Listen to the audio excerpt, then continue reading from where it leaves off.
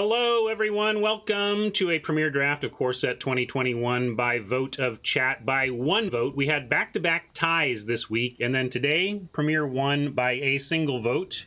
Democracy matters. Register to vote. Vote early. Not often. Vote once.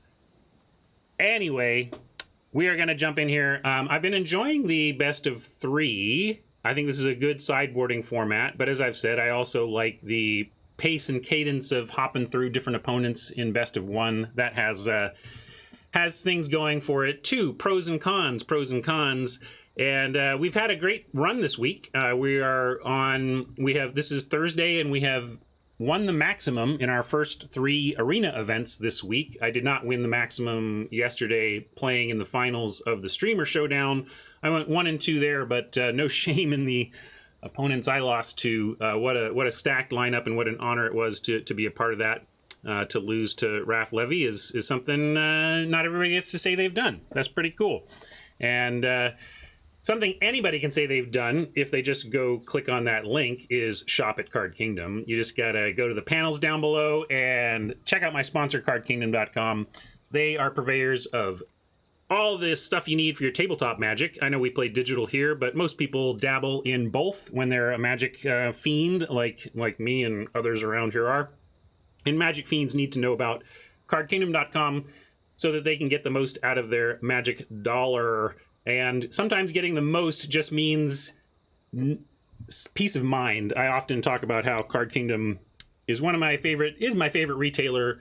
And one of the reasons why is the peace of mind I get from ordering there. I just know exactly what I'm going to get, and I'm going to get it fast, and I'm not going to have any complaints or it's not going to take up any of my time afterwards to fix the problem, right? And when I work with other Magic resellers, I find myself fixing too many problems. So check out Card Kingdom for easy peasy card acquisition, shall you? Please, thank you, it helps me out.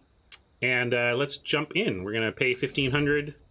Get to the draft view, because I remember that sometimes now.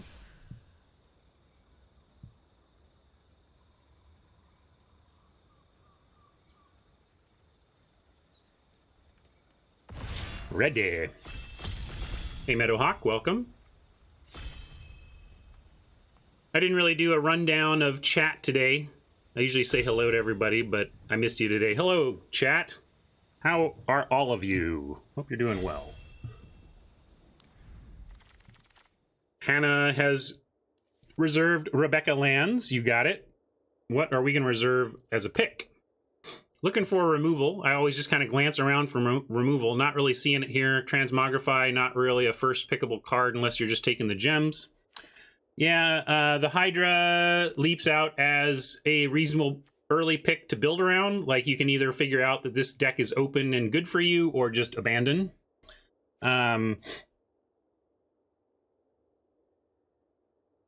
Gaggle Master, also interesting, but 5 drops on not the most pressing thing for me, but it is good. I think we've probably identified the two choices here, or maybe even Alpine Watchdog. You could argue that 2s are so important in the format that you should, if you're going to take a white card, a white creature, make it a 2 over a 5 even. White's a better color than green, but this is a little more fun. Yeah, it's really close. I'm going to try the Gaggle. I like white enough better that I'm going to start on Gaggle. Well, people haven't really been liking the black-white. We could take the Patrician and head that direction, Gourmand and head that direction. Pilferer is fine. It's kind of a funky looter. But yeah, Grasp. I guess if we take a black card, we should just take the removal. I like taking the removal here, and then we can see maybe if the Patrician wheels, that's quite the sign, right? So let's keep this one in mind. We're going to look at pack 1, pick 10, and be curious to see what's left here between Gourmand, Patrician, Village Rites. I bet the Steward will be here, but I'm curious whether this trio, if anything of this trio, is still there. Yes, if you took Hydra and took Hunter's Edge, that is a nice start. I do like the darkness here, though, given our pick. I think you're right, though. If we took Hydra, we would take Hunter's Edge there, right? And that's how fast pick orders change. You know, you can stack rank, pack one, pick one, and just work from a list. But once you get into even pack one, pick two, you're already making new decisions based on what you've already taken. So Tavern Swindler, if we thought we might do the life gain thing, has shown itself to be pretty good in that deck because it's a regular occurrence. You know, every other turn you trigger your 3 life. That's on average. Obviously, it's not back and forth. But yeah, Falconer's been pretty disappointing. That's why I didn't really call it out. But we could take it. Like, I like Falconer in the Skies deck with some bounce and tricks and stuff. But what else is there to take here? Like, it's either Adept or Swindler, right? And, man, the black-white life gain has not really landed for people. But I think when it does, the Tavern Swindler is Y, and we kind of have a start there. So I'm gonna see if we can head that direction for any success today. Yeah, tricks are the key, right, Haj? I guess I'm just... It's the presence of the Gaggle Master and the early black-white picks are just making me want to try that. Freebooter has swung and missed a lot that I've seen in the format. We could just take a Chorister. But it's one of these two, right? What do you think? You like Chorister that has the lifelink and is kind of on plan, or Freebooter that sometimes gets its card, but not always, right? Yeah, you can see what I'm picking here. All right, let's take the Chorister then. Just checking. Checking to see. Rise again. Could be a reasonable hedge here. We're not necessarily in this deck yet. Actually, we're kind of far from it. Like, although Tavern Swindler is a 2-mana 2/2 that can do something else. You'd run this as a literal grizzly bear in black, so... I think we try Rise again over the Battlements here. Rousing Reed is still here, though. We could also just listen to the table and say, this is clearly the best card here. Let's not marry any of this and take this and see what happens. Yeah, Hannah and I have landed on hedging on the Reed, and I think that's correct. This is very good. This card is great. Yeah, it's not... I'm not calling this a signal, but it's the best card, and it's good enough to switch a color there, I think. And Finishing Blow here puts us right back into the black lane. Fetid Imp is more removal for black. Anything else here we might consider over it? We're nowhere near the red right now, and I don't think we're going to get there, and none of this is good enough to... make us want to pivot there. Fetid Imp is just fine, right? So, Fenner's on rights over blow pretty much all the time. Interesting, Fenor. I get that this is clunky. A certain Hall of Famer made this look excellent against us yesterday, but I hear you. I feel like the thing is, I would play like 2 or 3 of these if it was my removal, if it was the removal I had, whereas I don't want necessarily that many of the sack and draw.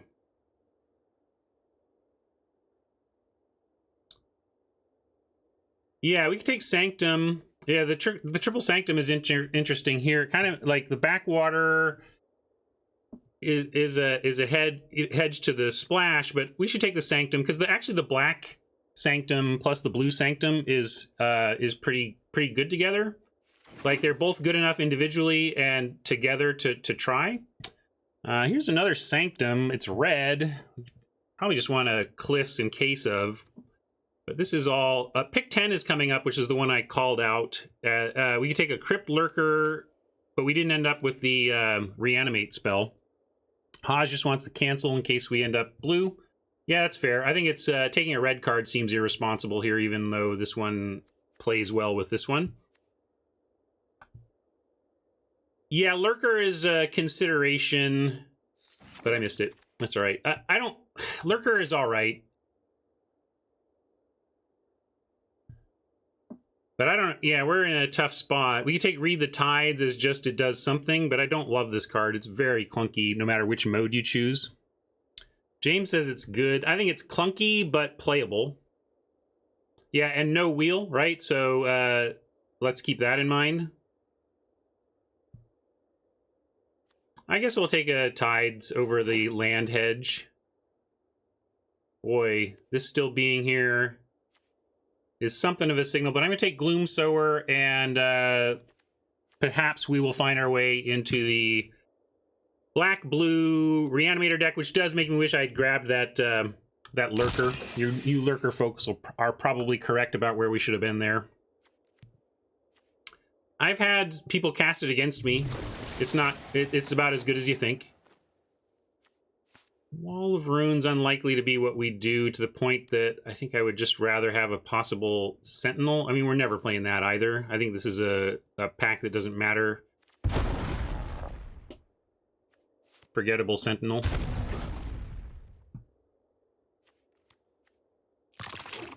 You want to play Runes? I never play that card. Maybe I need to get over it. Elder Gargaroth is a heck of an open here. We really don't have, you know, we're struggling to find a lane, and green seemed pretty open. So I think we have to pivot to green here.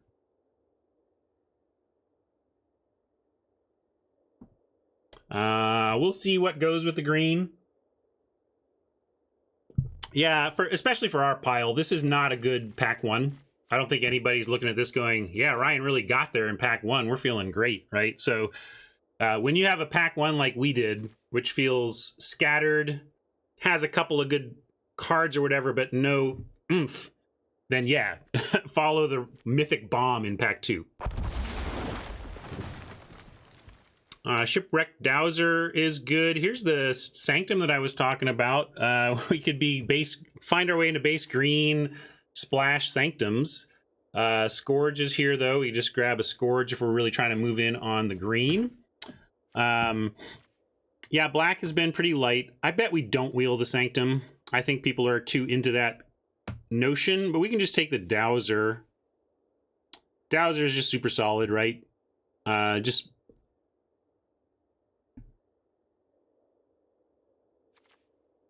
get enough targets and it's a legit 2-for-1. Scourge is my other consideration to support the green pick, but also I think things could go here such that we don't play the Gargaroth. I want to, though. Like, I'm going to take Hunter's Edge even. Yeah, we can kill the white. You're right. Let's get the white out. It is a non-factor. And let's get rid of the Sentinel, too. Yeah, let's take the edge and try to play this Gargaroth. We could track it down. We could... Oh, Enthralling Hold. Hello. Jeez. Didn't see this for a second. No-brainer Enthralling Hold. It's certainly not as good as it used to be. The tapped thing is real. Especially not only the drawback of only being able to get tapped creatures, but the thing about control magicking an untapped creature is that it immediately blocks for you, right? When you have to get a tapped creature, it can't even block for you right away, but it is still a 2-for-1. It is still destroy target creature, make a token copy of that creature tapped under your control. That's amazing.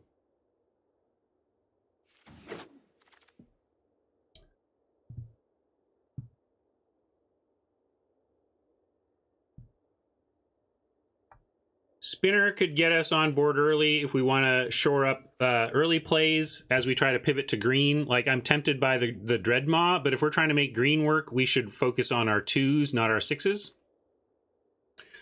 I think you're right, David, in the abstract that Dreadmaw is a significantly more important card to the deck in a vacuum than the Spinner. But again, as I'm trying to build towards legitimately being a base green deck to support double green Gargaroth, we need early green.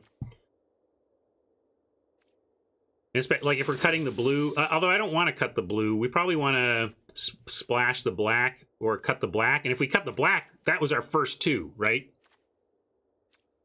We'll take another edge here, though.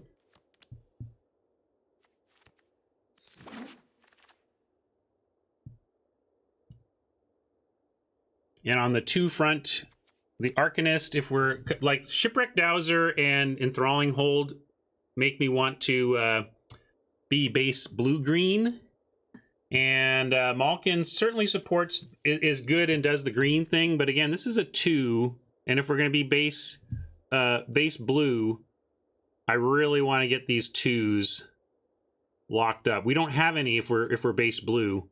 Maybe we end up base black somehow splashing these 2. But with excellent cards at double blue, it's looking, I mean, this is an excellent card at double black, you know, but more and more I'm looking at maybe splashing the black for the finishing blow.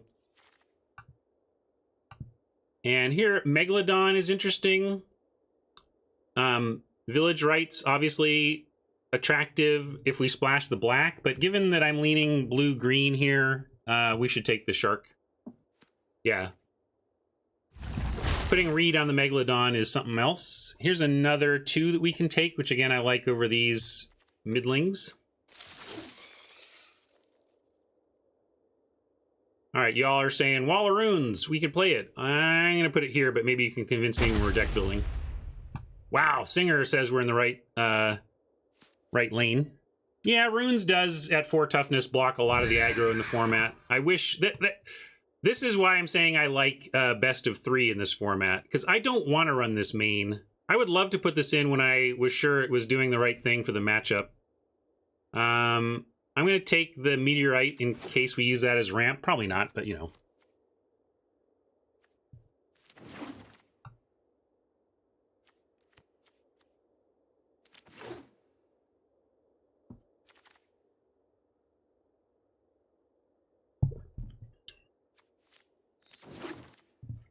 Solemn, a nice place to start here. What do we have to pass to take that rare? A Finishing Blow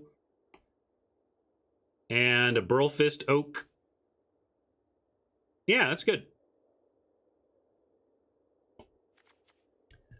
I would splash with the Solemn, and if we find maybe 1 tap land, I would certainly splash a single Finishing Blow. But we'll see. I think we can start cutting the black, though, as our main concern. We're not going to splash Grasp. Fetid Imp is not a good splash, but we'll leave the Finishing Blow in the deck for now. Warden of the Woods. Have I even seen this one? Oh, yeah, that's a pretty interesting high-end target. I kind of want these 2, but... yeah, Fenrir wants the second Reed. This is very nice, but it's still interchangeable, right? Like, this is still a 6-drop, and we can get those. So I would love to have this particular 6. I think this is very good. But there are interchangeable 6s in the format, and there are not interchangeable Rousing Reeds. Hey, look. Although, do we take this? We have a Ghostlight, you know?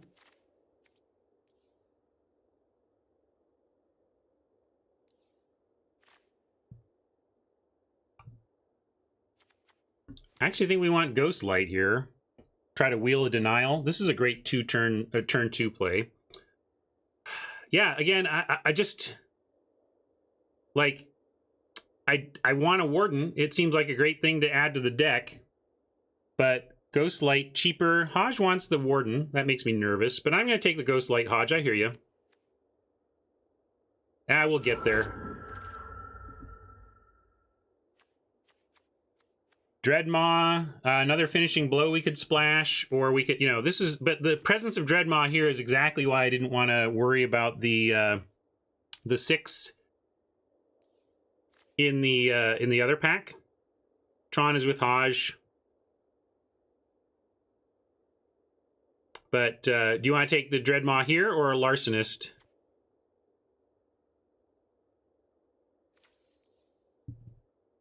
Larcenist on 3 could do, you know, Rousing Reed with Larcenist is good.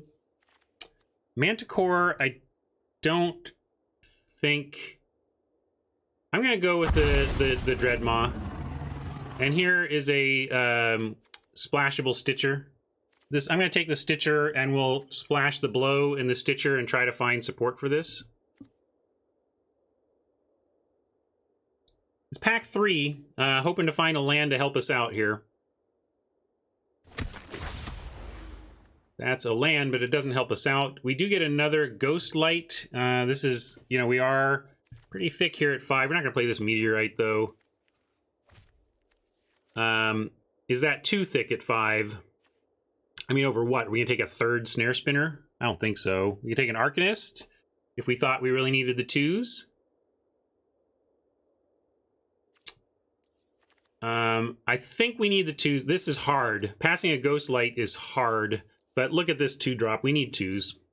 I would rather have second Arcanist than, hey, not only, oh, I have to give a Capture Sphere for this. That kind of stinks, but it does set us up to splash removal and this Stitcher. So I'm gonna take the Temple over the Sphere because of what it sets. It allows us to play removal, so it is effectively like adding removal. Oh, and then we get a Dismal Backwater. Mwah! Chef's kiss.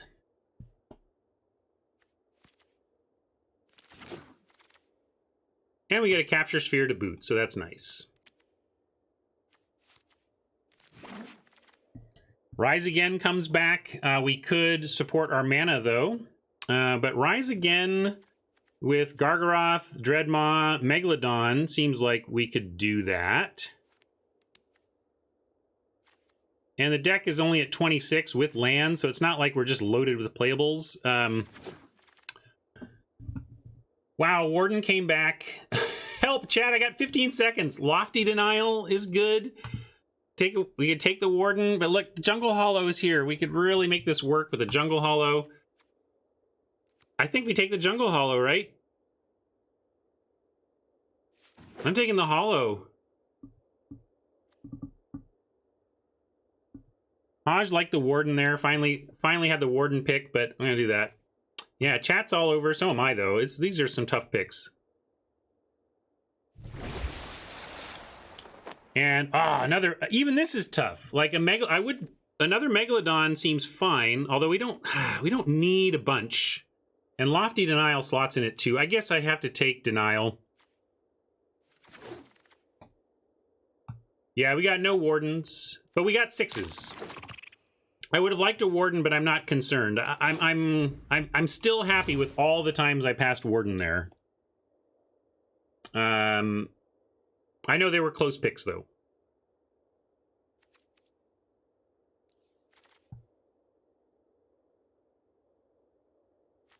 Now, 4 cuts. And let's look at these numbers first.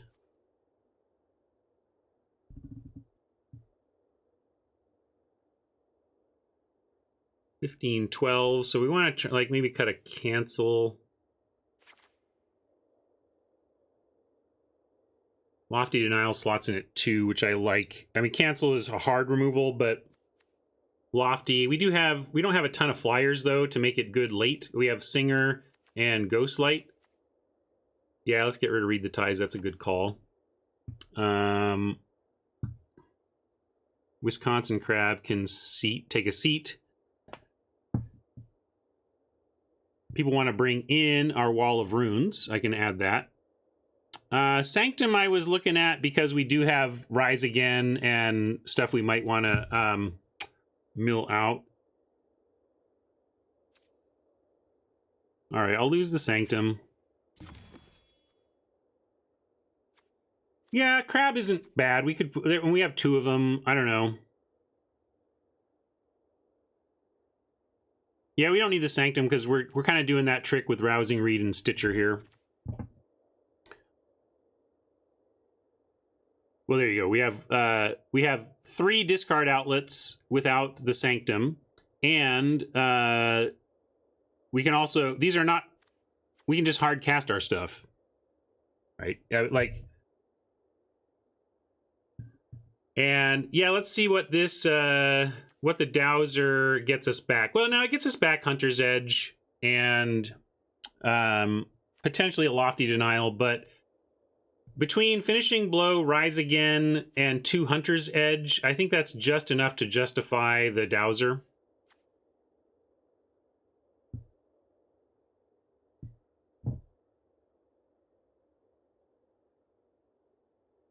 It's good enough, right? It's good enough. Don't want to cut our bottom end.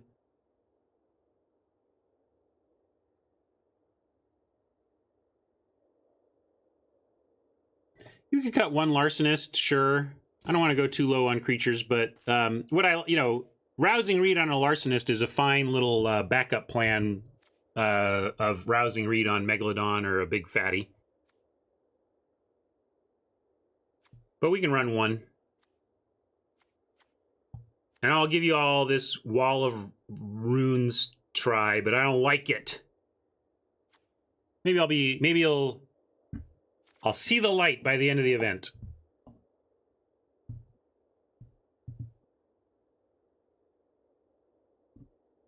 Yeah, it's not doing much, but what do you want to put in instead? You want to put in another Larcenist? You want to put in a cancel? You want to be a little more, control-y, but like sometimes you just need a blocker. Sorry, here, let's get to deck building, then you can see a little better. We got 1/6 and 1/7.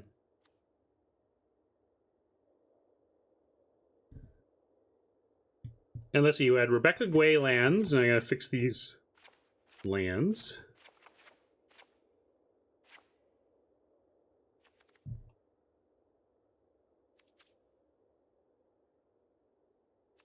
Sure.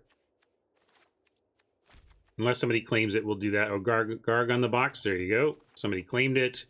And then we go to the lands. Rebecca was in between these, right? That's Rebecca. Okay, so we go blue, black, green. Boom.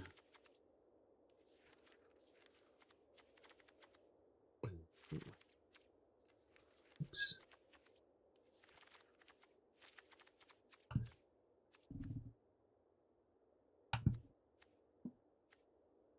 Danger Russ doesn't know about the wall either. I'm letting chat show me the light here.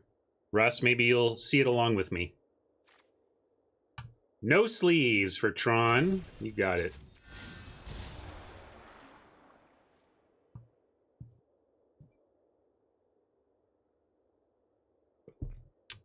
Come on now. Danger Russ. Be intellectually honest. If you're suggesting that somehow it is a contradiction of philosophy that I would be in favor of running a Singer and not a Wall of Runes, you've got some text to read.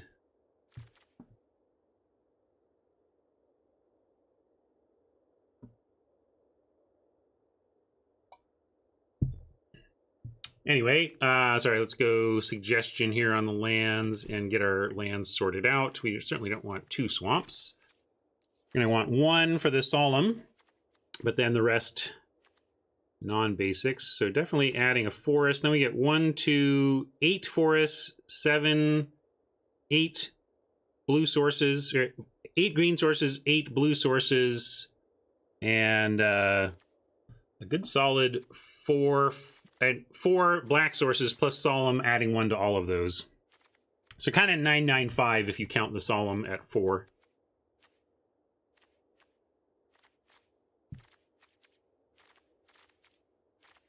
We definitely need our blue, although we do want to land our snare spinners on 2 as well. And this is what I was talking about with mana bases. It's easy to look at a deck like this, check your stats, and see that you've got 14 blue pips and 6 green pips.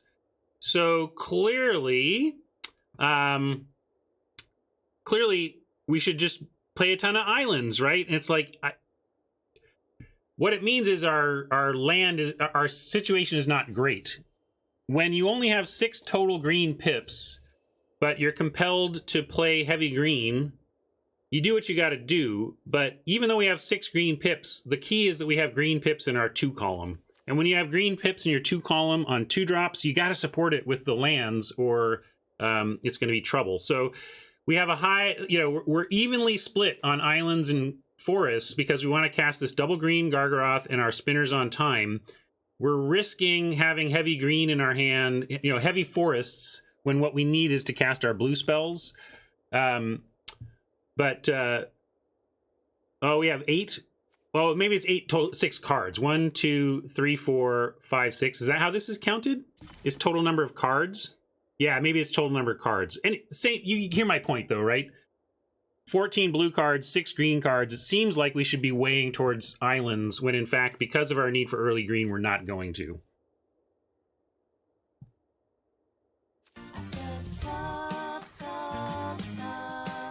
Thank you, Eric. Appreciate that.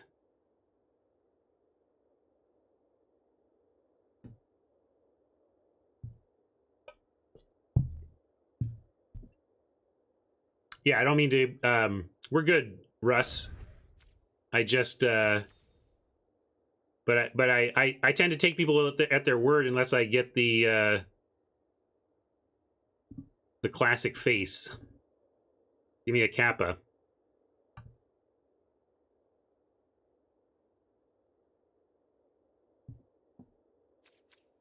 No Kappa. I assume you're serious.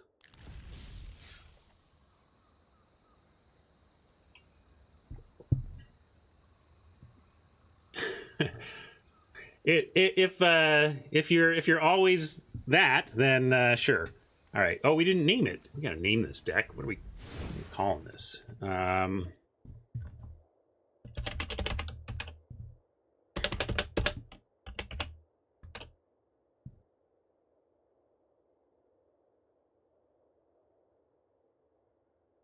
Kappa's that sarcastic face, Tron, that everybody's using here. That tells me you're joking around.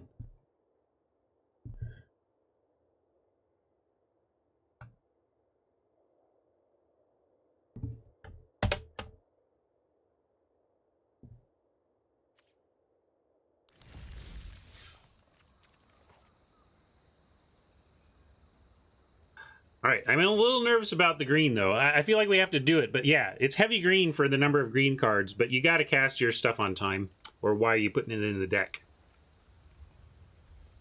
All right. Yeah, that's a great question, Tron. I don't know. I'm still catching up on Twitch history, slang, memes, etc. 2 years later. All right, let's get to the battlefield. Adjust our deets and see what we can do with this deck. What do you think? What do you think is going to happen? This is a par poll. If we played this out 1,000,000 times, what's our average win count?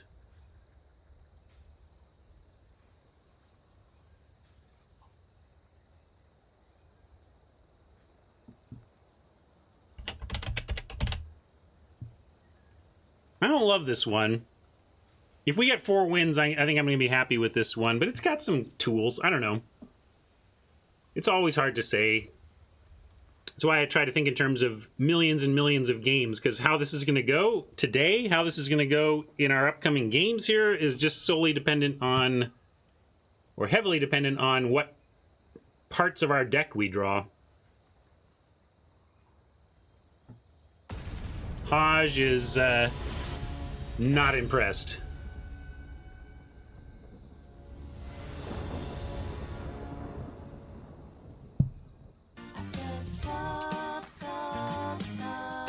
Thank you for the sub. And here we are. Look, no blue. In our mega blue heavy deck, we have no blue. But we do have the ability to cast our snare spinner on 2. So we're going to keep and know that any land, even a forest, will get a solemn on 4 for the island. So we're going to keep.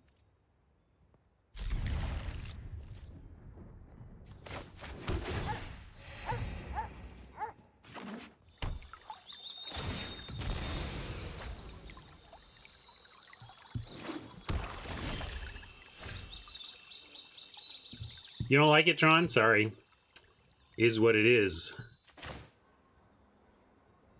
Yeah, Justin TV is what Twitch became. What Twitch became came from Justin TV.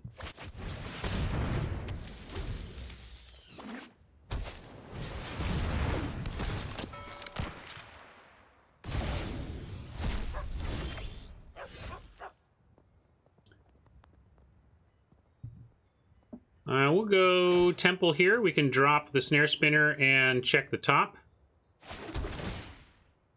We want that. Kind of want that in the yard. But we could keep it up top, knowing that we're going to go 4 Solemn and ramp to this. So I like keeping it. I think we might hard cast a Dreadmaw on 5 if we get lucky underneath here. I'm going to keep. We don't need to rise again. We'll just hard cast it.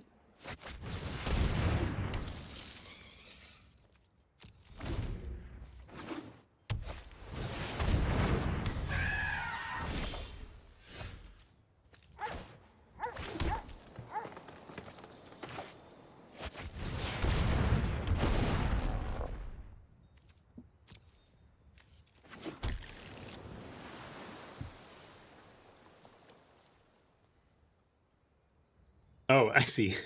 Mixed messages, yes.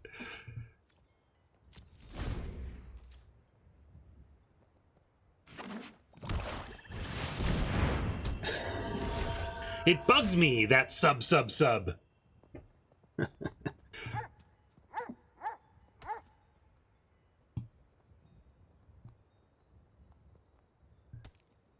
That it was worth it for the humor, Tron. What do we got here? We didn't get our land for the Dreadmaw on time, but we'll drop a Stitcher and start looting for it, or start looting to stitch together our own thing.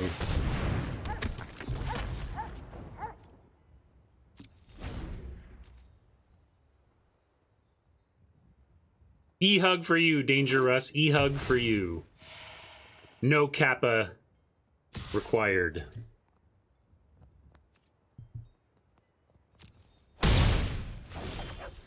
Cool. Happy to find another island, because we have a lot of double blue. So, it like, Solemn getting us 1 island was all well and good, but we do need the second one.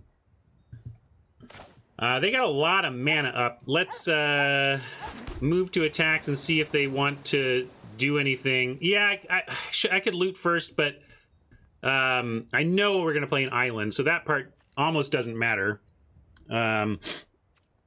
But I'm going to go no attacks. I'm really nervous about this open mana. I'm not sure I want to cast Dreadmaw into it. So let's indeed start with the loot. Pitch the swamp. Yeah, that's fair, Buckeye. If it's not exile counter, I don't know if there is exile counter magic, but if they don't exile this, we can get it back anyway. That's a great point, Buckeye. We should do it. Let's see if they got it. Oh yeah, we totally can. It's just a failing on my part that's on anyway. And look, it landed. We got there.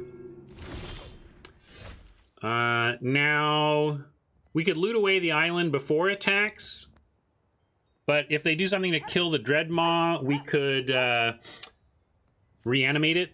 If we attack with the 6/6, we're probably going to have to capture Sphere the Enforcer, or this is going to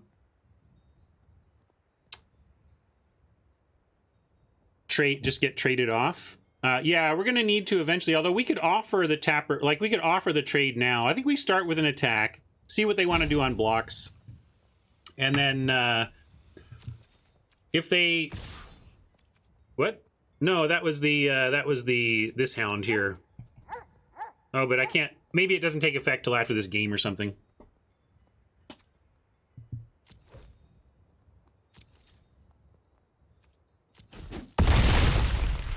And I love the flash nature of Capture Sphere, because it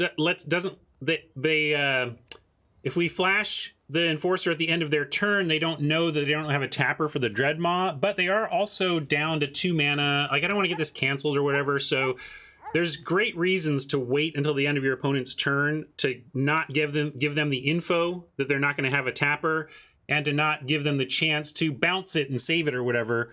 Yeah, Lofty denial, but Lofty is going to work. Lofty is going to work against us this turn or next turn or their turn, but at least doing this now does get around cancel. So we're going to do it. Although I should loot first. Let's loot and then do it.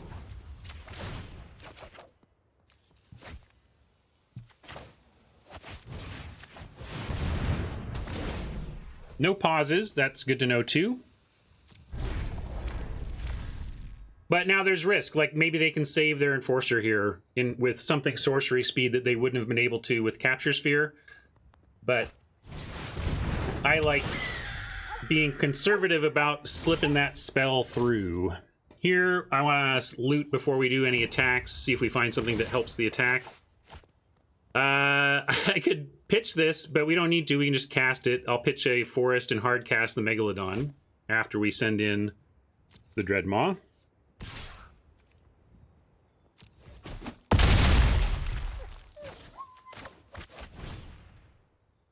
Oh, do I not have total? Oh, wait. I have to play the land. Then I can. It's like, I swear we had 7. We do. We do. You just have to play the land, Ryan. See, I'm getting better at not auto-playing my lands. That's what that was.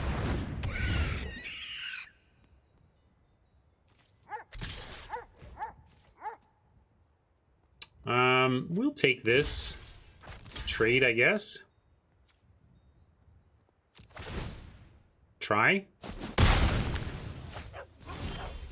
Ooh, Hunter's Edge is nice, because this Fetid Imp was going to be a little bit of a problem. Now we get a 6/8 hexproof, along with our 6/6 trample.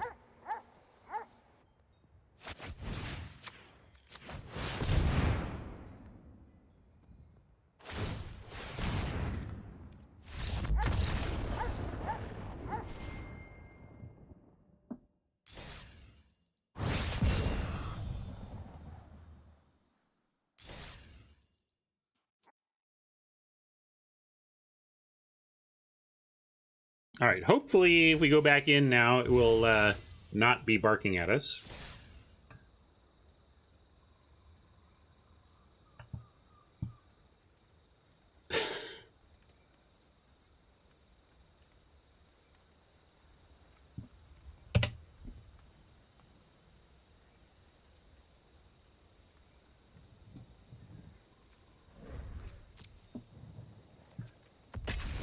Back in we go.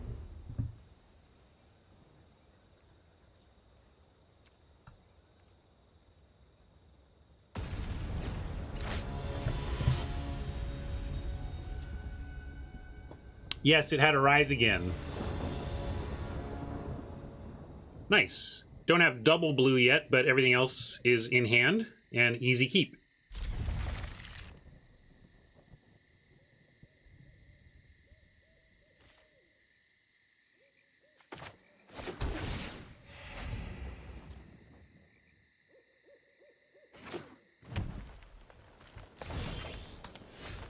Yeah, East, that was a line for sure. I don't know. I liked our winning line pretty good.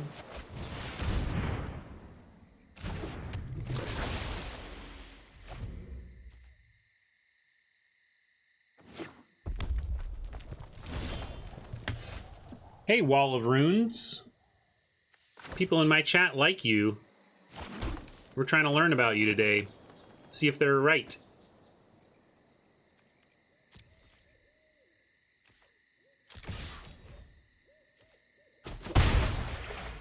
Right now we're singing. Probably getting shocked. Oh, wow. Lucky Dog Checo is lucky indeed. Main deck, run afoul. I could run afoul of winning if you ask me.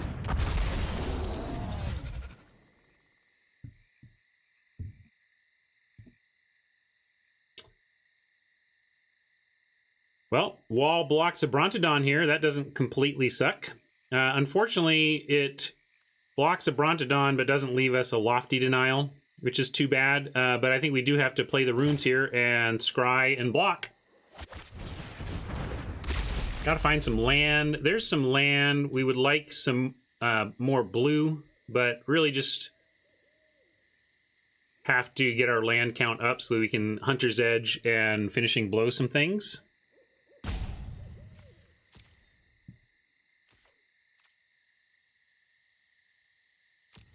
My big problem with tough blockers like this with the 0 power is that, yes, they block a lot of stuff, but they don't prevent attacks. You know, even 1 power can end up holding off an attack. Like if your opponent has 3 1 toughness creatures and a 3/3, they're not going to send in everything and just lose creatures to a wall of runes, a 1/4, for example, picking it off turn after turn. But an 0/4, they can just swing in everything into it. So that was my concern there. Yeah, I don't see playing Reed last turn. Like what you wanted to, we read the Arcanist and just start flying over for 2. That doesn't seem like a plan. We're gonna. Right now we have Finishing Blow up. Should probably just Finishing Blow the Avenger here. It's gonna get out of hand. We don't want him to get the mana and the tools. By tools, I just meant like this damage ability. Not that they're close to it, but you know, eventually that's good. And of course, we're blocking with Wall of Runes. You gotta, like, you don't put this in your deck to not block. If they use resources to kill it, that's fine. Like, all right, you're +1 for chat. We traded a Wall of Runes for a Ranger's Guile. I'm in for that. I see why they did it. They wanted to trigger the Uprising. And here we are a little sad about our mana situation. Again, I was worried about how much green we had to play to support the 2 spiders we put in. And here's where it's punishing us. If we could have ratios that reflected our actual pip ratios, we'd have more blue in our deck. But as it is, now I'm thinking we might have to Rousing Reed the Arcanist just to find some land.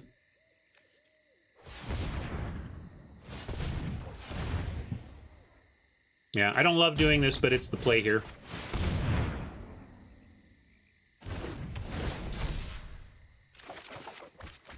Yeah, we can pitch the temple, drop the forest, and...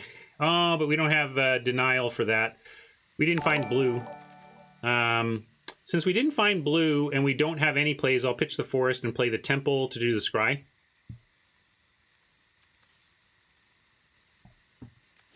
Obviously, if we had blue, an island, we'd keep that and play that. Now I gotta go find an island. Island? Hello? Hello?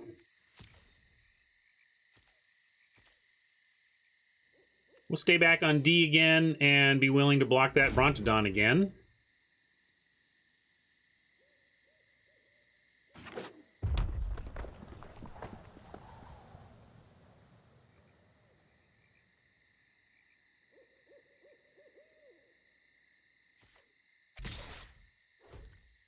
I'm blocking.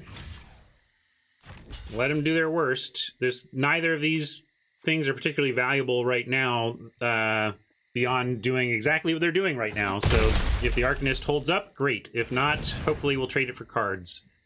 Oh, and man, if they want... Yes, do it! Oh yeah, you got a 2-for-1, Oppo. Great work. Yes. I'm happy with that. That's fine.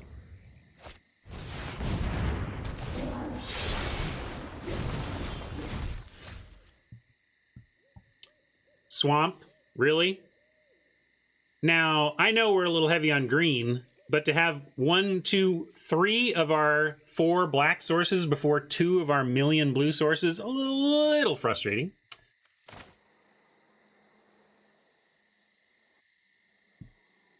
Ghostlight would be okay. Yeah, that's true. They just get something there. We do have looting, but we have 6 drops, so I'm going to drop the swamp. Although we want an island to be our... We have 7 drops too, so... Find an island, play it, and then that's probably our last land, given the looting in our deck.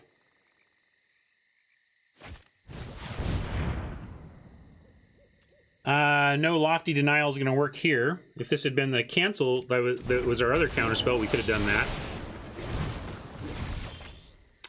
Well, here's the reason we pivoted. Let's see if this gets it done for us.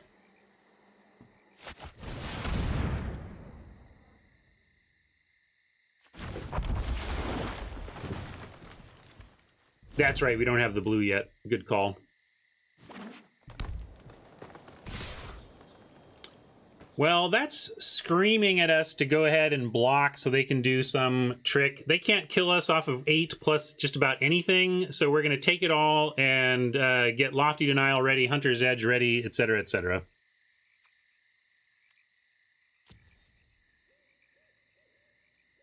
I don't care if it triggers on block. I'm not risking it. Yeah, it does get the trigger, but I'd rather attack with it. Man, that's good here. We can Hunter's Edge, though, and be in decent shape.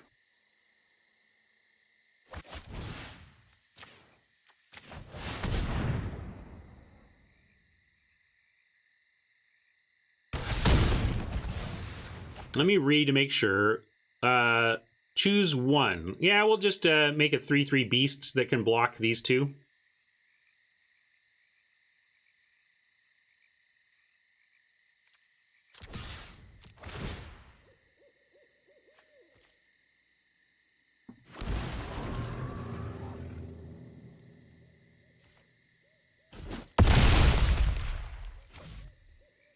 If they go for something... If they go for a tap out, Lofty Denial does something. Hard to imagine a tap out here with 8 mana, but you know. Yeah, sure feels something like that, but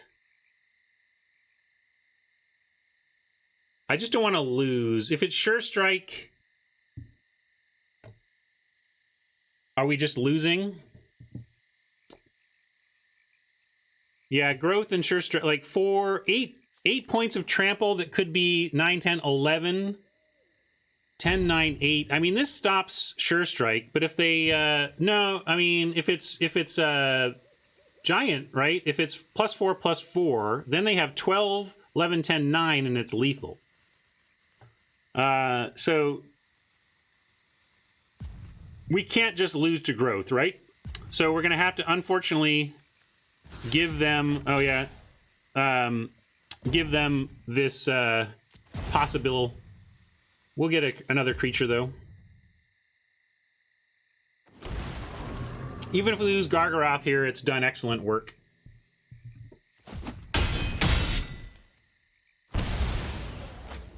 If we're going to clean up everything, like, this is life. Like, those of you who want life gain, like, the beast is life gain because it blocks their attacks. That's trouble, but we can hopefully ghost light that and get him. And get, now we might need some life back to avoid losing to something like that. Almost. I could make him pay, but that doesn't really do anything.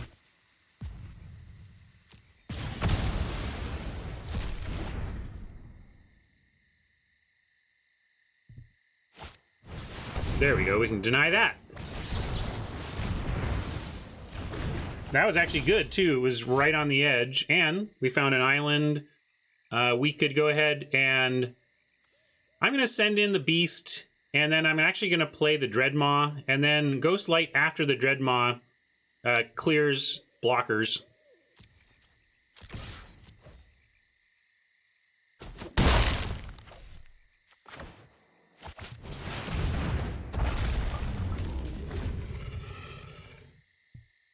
I could have played this, and I know we're going to. I'm just sandbagging a little bit.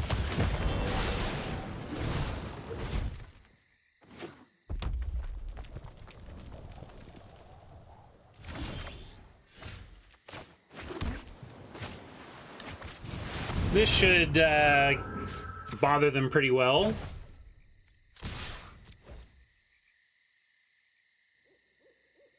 It's a must-block situation.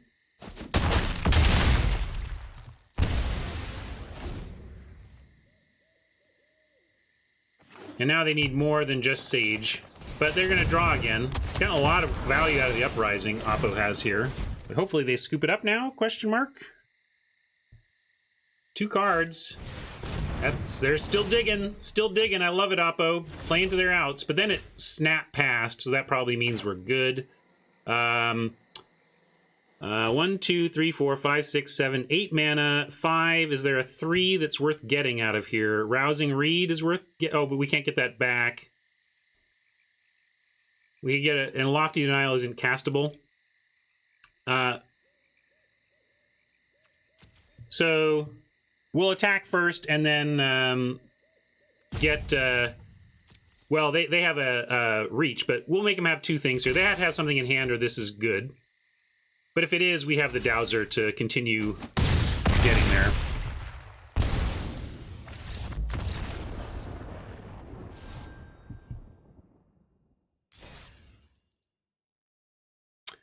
Wall MVP, says Fenor.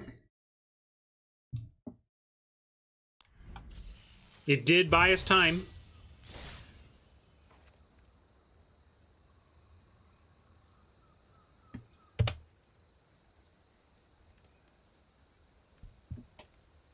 It teased opponent into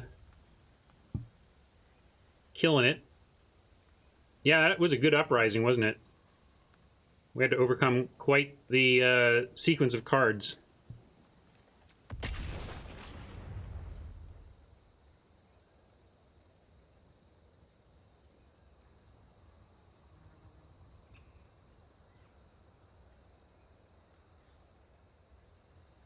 Cool. Fiddles has a meme proposed. I still have a meme to debut when somebody finally casts the card.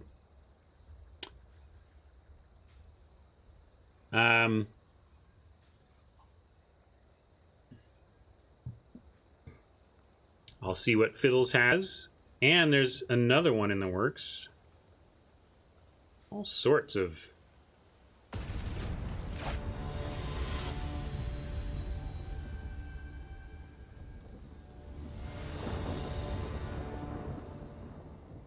Maybe do a wall week sometime. This is good. We got our black splash. We've got 2 green for the Gargaroth, and we got a Solemn to get our 2 blue. So the mana is great. And if they kill our Gargaroth, we have a Rise Again for it.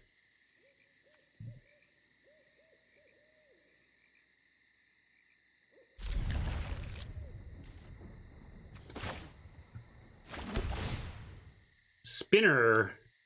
Spinner is early action. We do have Arcanist for 2. Keeping Spinner would give us Spinner on 3. But since we have early plays, I'd rather dig for a little more land and a little better action than a Spinner. If we didn't have a 2, I would snap keep that Spinner, but we do have a 2 to play.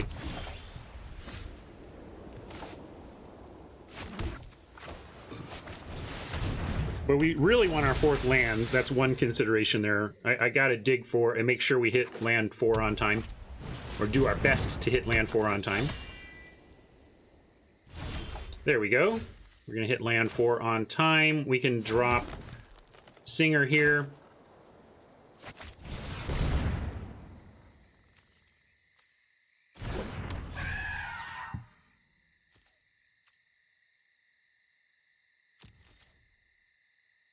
Thanks, Fiddles. Incoming 7-2. How about 7-0? We haven't lost yet. I'll take a 7-2, though. Any day. All the time. 7-2s nonstop, please.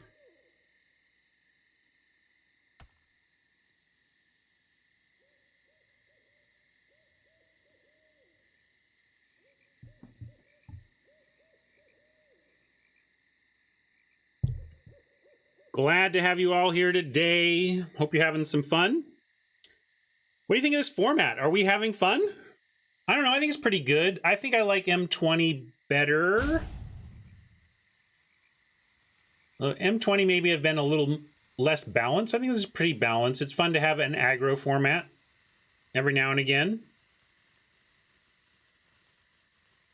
I'm not like loving it, but I mean, there is something, just Magic really loses a lot when there's not a world to celebrate in your set, you know? There's no world building here. Or there's hodgepodge world building. There's no cohesive world building here.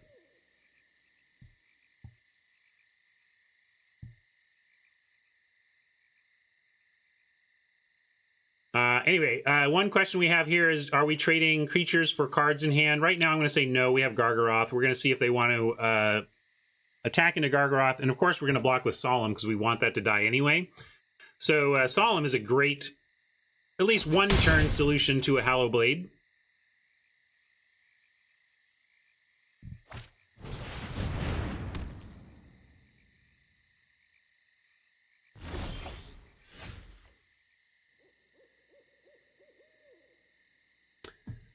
And we found our second island naturally.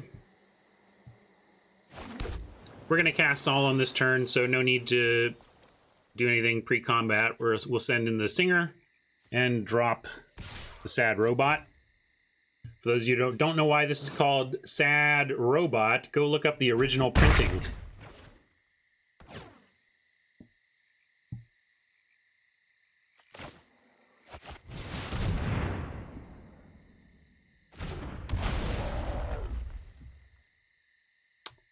And we want to get blue. That's where we're heaviest.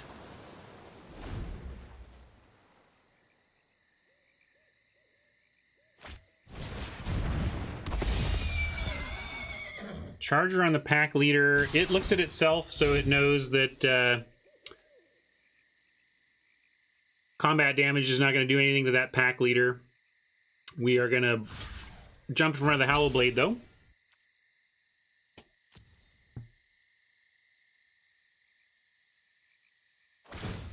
And this is a great exchange for us, ultimately. Looks like their double vision isn't coming into relevance anytime soon with their current land count. That's nice. Hunter's Edge means we can get rid of this pack leader if we feel the need, and Dowser is nice because it will get it back for us. We can do it twice. I'm just going to drop the Gargaroth here, though, and then the rest of our hand is stacked for the situation. And can we cast anything on 2? No. So I was just looking to see if there's a mana to keep up for the Arcanist Plus or whatever, but there isn't.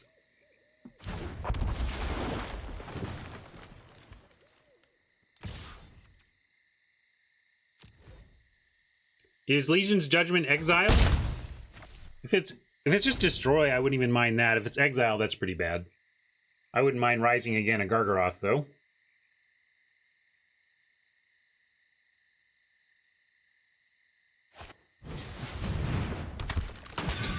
Oppo's stuck on 3 mana. Obviously, they're not a monocolored deck, given their discard to the Saving the Howl Blade, so Oppo not having the best of it here. And let's go with the... I want to keep playing land. We have a 7-drop, and we have Dowser to get stuff back eventually. We might end up in a spot down the road where we Dowser back a Hunter's Edge on the same turn or something. What is our biggest concern here? Veteran isn't even really doing anything yet. Maybe we don't need to... Although, if we... Let's see, Gargaroth becoming a 7/7 and punching something means it's really not killable here. Like, if we kill the Charger or even the Pack Leader, they would have to give up all of their creatures to trade with it, and then we just get it back. So I'm going to Hunter's Edge the Pack Leader as the biggest problem child here.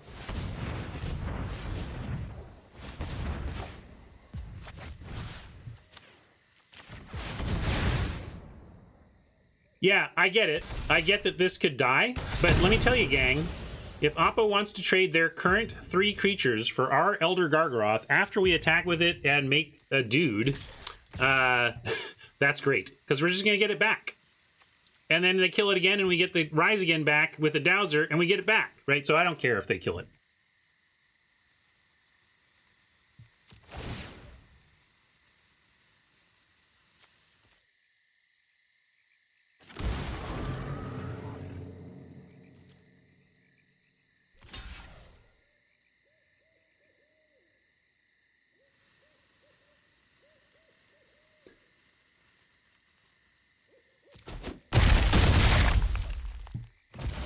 Not a particularly fair card if you don't kill it before it untaps.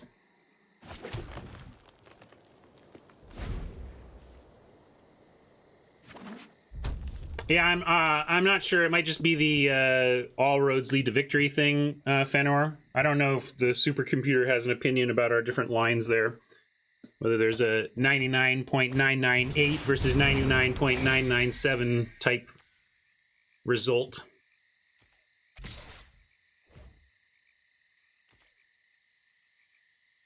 This does have reach. I think they forgot that because we don't remember that on anything.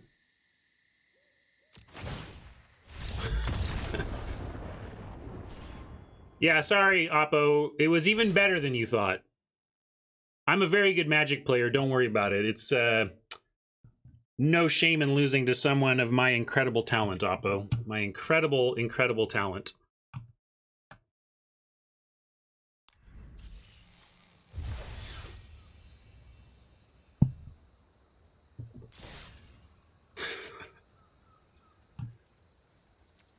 Kappa.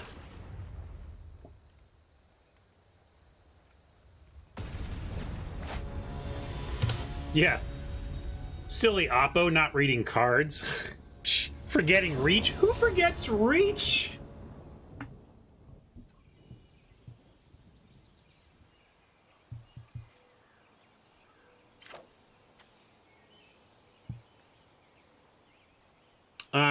Well, yeah, we're keeping this. We got Stitcher on 3 and Kargaroth on 5. Yeah. Jeez. This card is dumb. And let's find... I am looking for another land here. Island especially. Do we keep that? Guarantees us a Gargaroth, but I am greedy enough to send this away because we have a looter on 3. Please don't punish me for this greed. I think it's correct. I think we really don't want another forest there. We want to find our island. Yeah, that's my feeling. We have a lot of time to find another land, and we want the better one. We want the better land for us.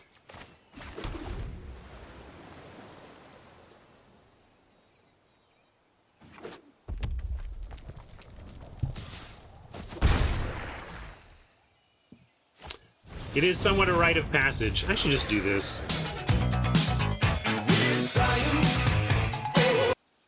My plan is to update that meme to use this weird instead of the weird that's in the photo in that one, but for now I'll still run it because it's funny. And then play the Singer and go Stitcher though. Can't block this thing, but let's get the Stitcher going. Because we haven't found our 5th land yet, so we might need to loot.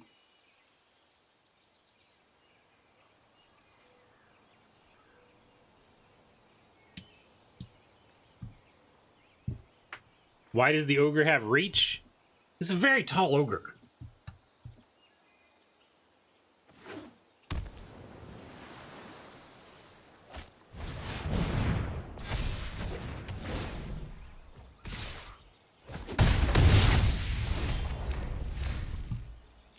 Maybe you could be a turret. Well, we're getting a little bit punished here. We haven't found our 5th land, despite all these many turns to find it, and Oppo tapped down our looter, so we can't hunt for it with that. I still like the choice. We're just getting a little unlucky right now, and we still have one more chance to find the untapped land anyway. Yeah, but I'm happy to get this out of the way, right? And then just Singer here, I guess. It's not that exciting, but it's our play. And then we hope we find our land next turn, untapped. We want a basic of any kind on top. Obviously, Island is our basic of choice, but we take a forest too just to land Gargaroth.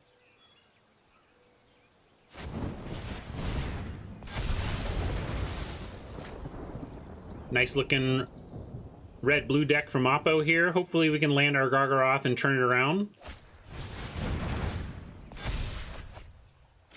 Land the Gargaroth. We should be able to Hunter's Edge the Weird in time to stabilize. Oh, man, we got punished, gang. It happened. I mean, like I said, I like the choice, but we really got slammed for being... Again, I don't even want to call it greed. We just got unlucky. I think we played the numbers, and the numbers didn't work out for us this time. We could read the Stitcher just to find that land. I think we have to, because we can withstand one more blow. Then we can drop the Gargaroth, and if it lives, we can make a block, a potentially game-saving block.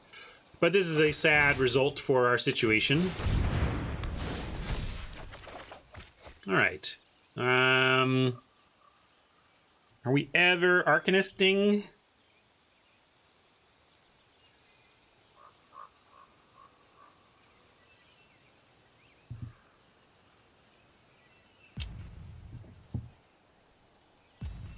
Yeah, Arcanist might chump.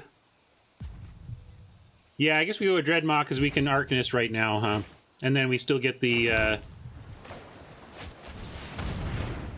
could have done Backwater, I suppose.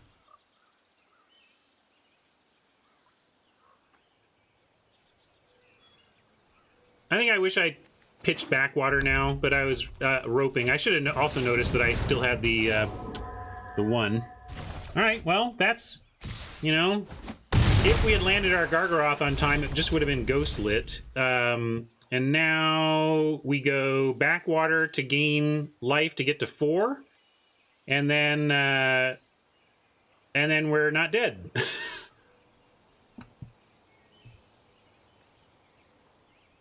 What are you talking about, D? When could we have killed the weird?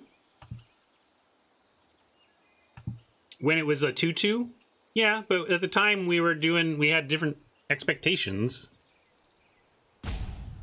We're not dead. How are we dead?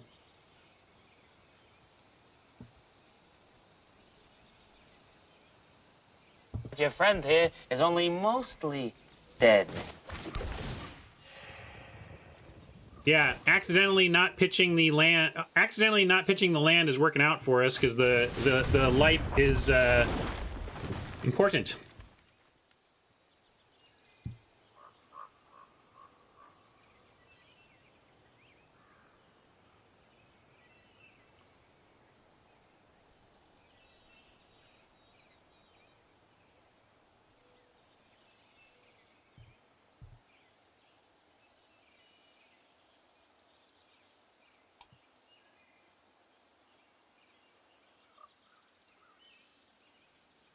Yeah, didn't they shock it? They shocked the singer, D, when we were tapped out.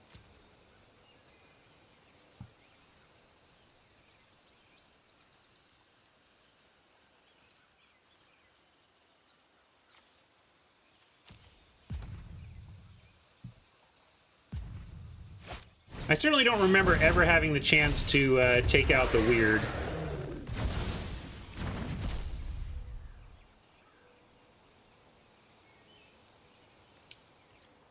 Appa's probably going to swing. Yeah, this is fine. No, we're not. Why do you think we're dead? Why do people think we're dead? Is it?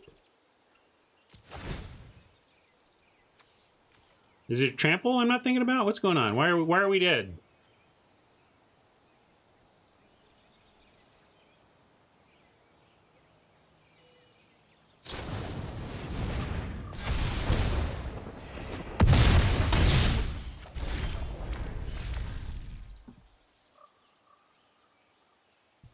Not even dead to the shock. Now we're pretty well done for. We can Hunter's Edge here, killing the Ghost Light. But 1, 2, 3, 4, 5, 6. We need Hunter's Edge plus more than just one blocker. So unfortunately, we did not get there. You're dead, you're dead, you're dead, you're dead and out of this world.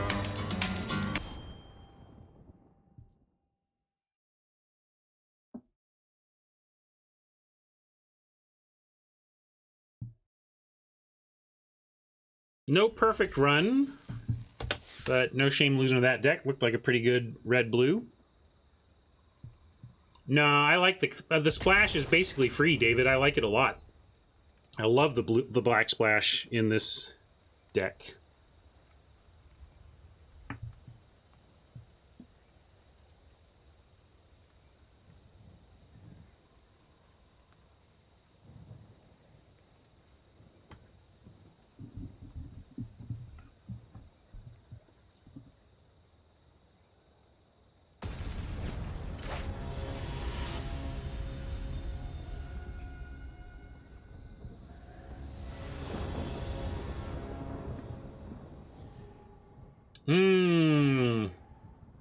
Wall of Runes scrying helps with this situation. We do have an Arcanist on 2 and a Sphere with any other land, so I'm gonna do this to my collar and keep. Kind of a clenchy keep.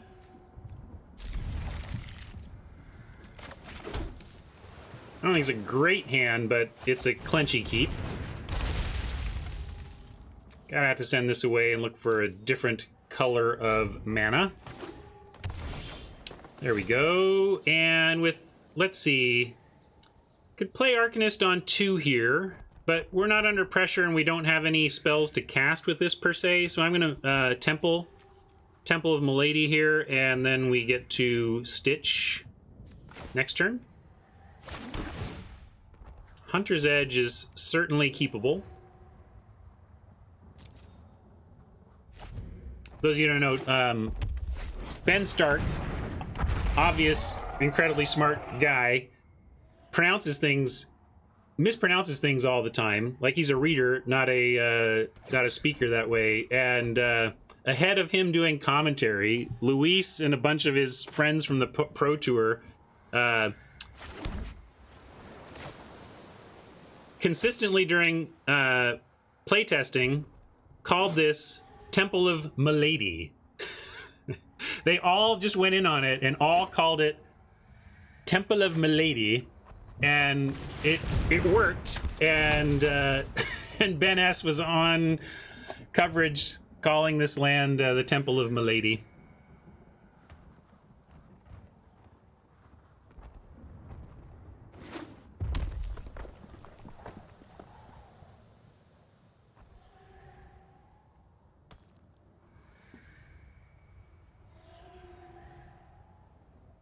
Well, he's an example of what I always say. When you're talking to somebody who knows words but mispronounces them, go easy. It just means they read. You know, they just read a lot.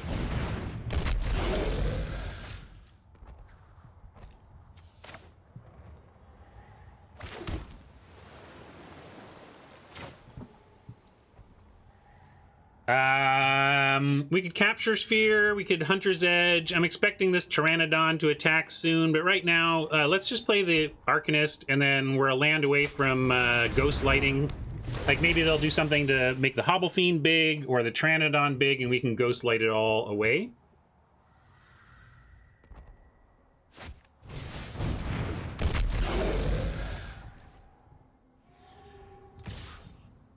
Well, that's just the crab's nickname, Rug. I don't think he coined it, did he? I think we all just called it Wisconsin crab. Oh, Cardboard Live. The Cardboard Live is on for me. Is it working for others? Yeah, it's working for others, so you might try a refresh. We got our Gargaroth. We don't have a land for it or for our Ghost Light, so this isn't the best sitch, but we have a Capture Sphere we can use if need be. We'll sit back.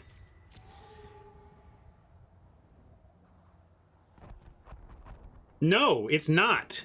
This can't attack, and this Arcanist is stopping this board full of attackers. So Buckeye's trying to give credit to the Wall of Runes here, but come on, the Wall of Runes is doing nothing here, except preventing 2 points of damage if this weren't here. It would prevent 2, but it would not prevent attacks, which has been my whole point about the card.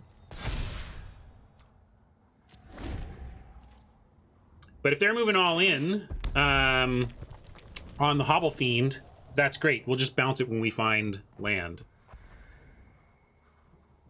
Wall is doing something. I'm calling Buckeye on giving it more credit than it deserves.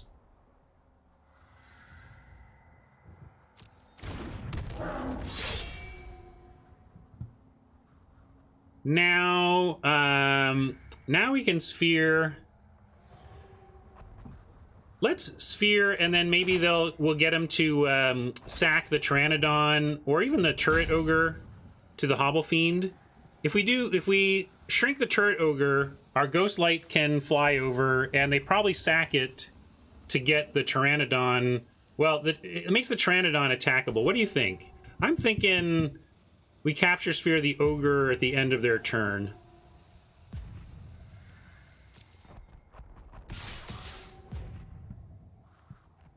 That's what I'm thinking, yeah. And then here we block 1.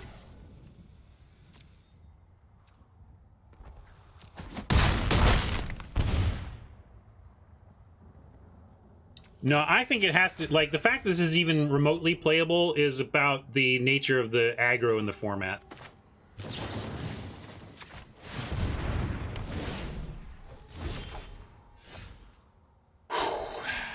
Well, darn it.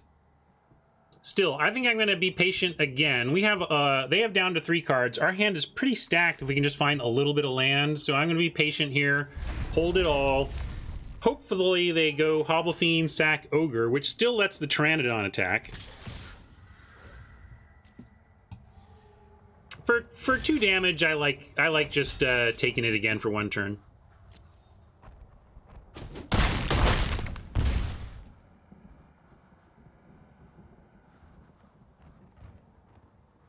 Or 3 damage, rather. Fenor thinks I'm being greedy. Well, maybe I'll be punished, Fenor. Yeah, I hated all those plays. I hated them all. You all could be right, but I hated them all. Let's Ghostlight the Pteranodon here, and then look to trade off for stuff with the Ghostlight even.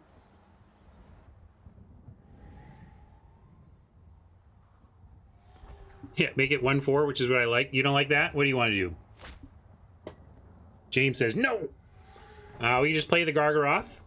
It's pretty darn good on the board, right?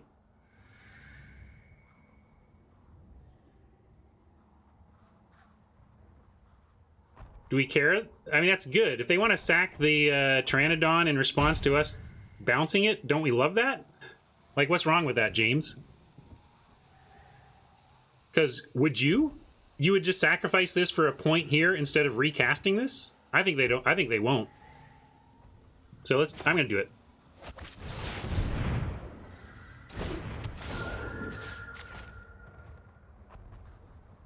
And if they do, I love it. Go for it.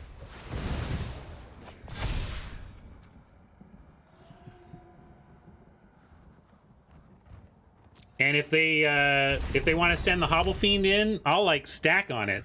I'll stack on it because right now they're thinking, okay, we can make this a 6/5. This Hobble Fiend can be a 6/5. Man, if they want to sack their board to it, we could make them do that. What do you think? Because if we put the Ghostlight, they just sack the Ogre, right? That's easy. But Arcanist Ghostlight for Hobble Fiend doesn't even do it because they can sack twice. So yeah, we say no blocks here, and we just try to survive on the Gargaroth play. Now we don't even need to chump there, I don't think. Now we got a Gargaroth and try to win from there on the strength of our Mythic and keep Ghostlight back for more blocking threats.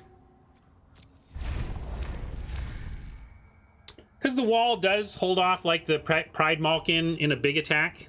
I didn't feel the need to chump because the wall would be chumping. And if we are, if we're going to chump with the wall, the point of doing it is to do it while, is to save life, right? So if we're saving life by chumping, we actually save more life by waiting to chump later when the Hobble Fiend is bigger, right? I was thinking it would be bigger from sacking the Ogre, but like now we block with the Wall of Runes, and it's a much better chump. It tramples, but so I guess it does. Yeah, it doesn't save anything because it tramples. Never mind. But in this case, I was wrong because of the trample. But you see my general philosophy of if you can wait on the chump, you can. Hodge thinks we're not going to turn the corner. Well,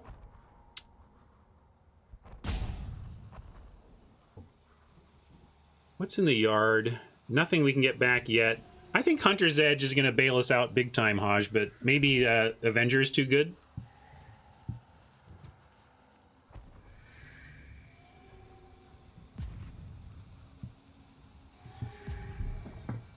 I do get greedy sometimes, Hodge. Maybe it's going to cost me here. We'll find out. But yeah, Rousing Read on Gargaroth, gaining some life, staying on D. I think that's going to be good. Yeah, it sounds like people are in favor of having not been as greedy as I was last turn. We're going to try and win anyway, but I believe chat. If you all think that I was probably too greedy, you're probably right. I'm just trying to figure out if we're doing anything more besides this chump, and I think no. We do this and see if they want to, what they want to do.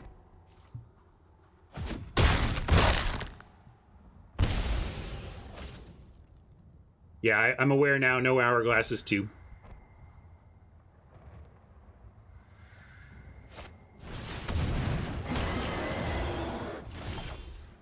Ooh.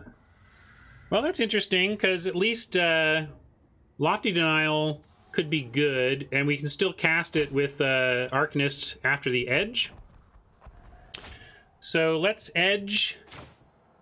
Probably have to... What do we have to edge here? Avenger starts to deal damage power.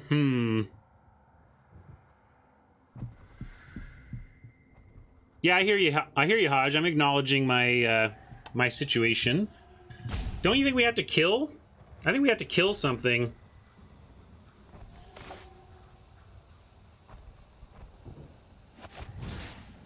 And probably just the Fiend here.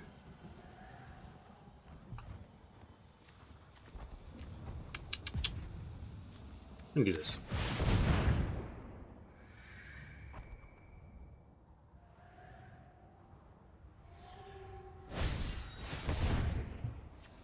Huge denial. Woo!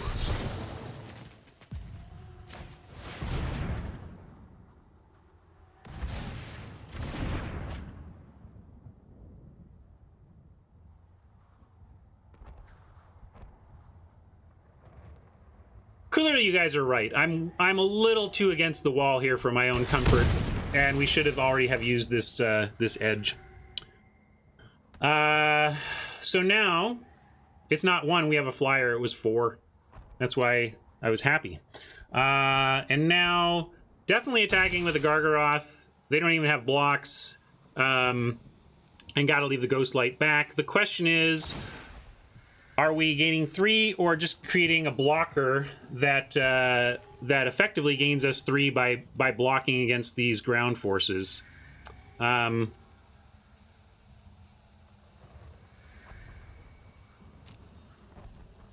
I think blocker is correct. It's getting pretty narrow, though. It is kind of like life, right? Again, when you're chumping, even if they throw a sword on something and we chump, we have saved some life. Hey, look, it's a Warden. We passed like 3. We passed Wardens 3 times. We'd love to have it in the deck, but it was just never right. 1, 2, 3, 4, 5, 6, 7 total mana. If we Dowser, we only get 2 back, which we could get a denial, but it doesn't do anything. Now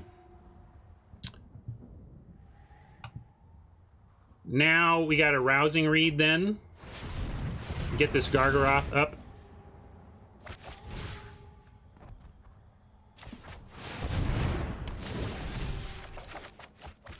Nice. Discarding the land here, I guess. Yeah, we're just going to play one of these per turn, I guess.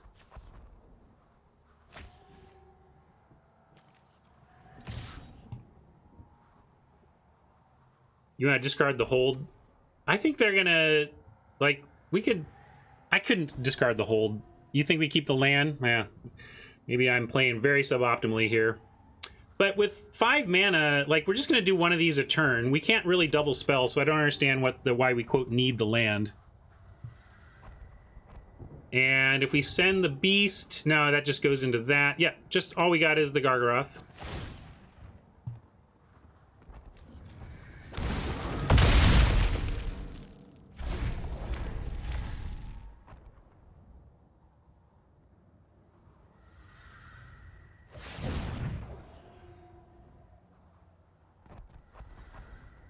All right, Gargaroth is fortunately better than me.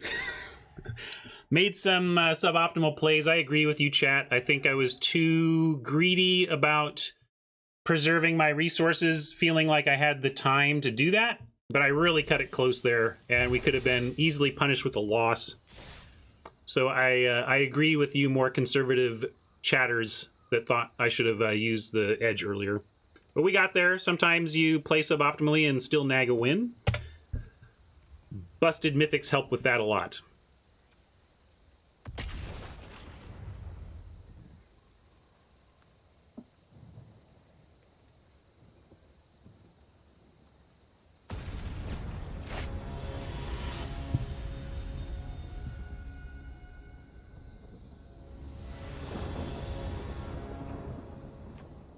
All right, going first with a Lofty Denial is nice. We might play Arcanist, but I like a Denial on 2. The Rousing Reeds will help us get to the land for the Gargaroth, and then the other one will launch it.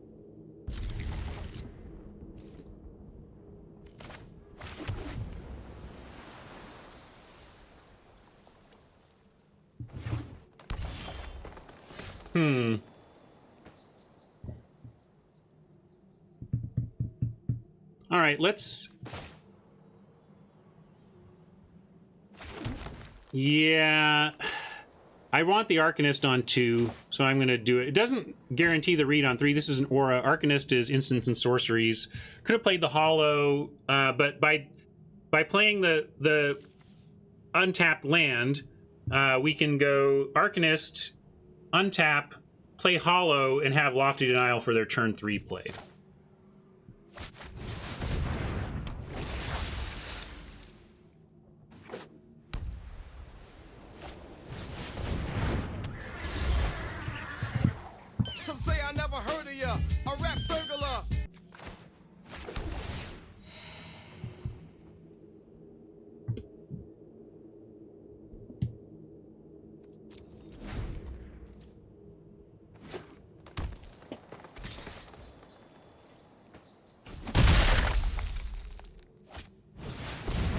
Yep, we'll get that snout.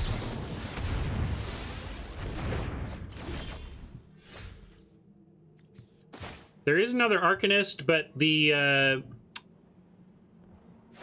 5th land for the Gargaroth is so important. We're going to read the Arcanist here just to get the card flow going.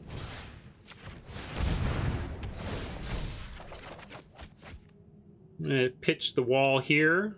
So it was very useful as a discard outlet. We could block the Pegasus, but I'm in for racing for now. I mean, we're about to drop a Elder Gargaroth that we hope helps continue winning the race. Thank you, Buckeye. Year plus. Wow, can't get the turn 5 Garg. Do you like reading again? I'm going to hold this read for the Gargaroth and go with Stitcher here. At least it's a spell.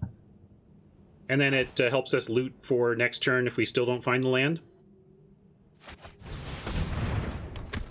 And they're staying back now, so we'll stay back. Can't attack through the 1/3.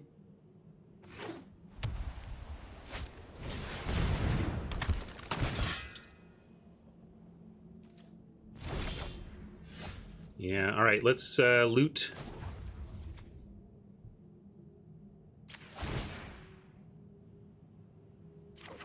Wow. Do we want...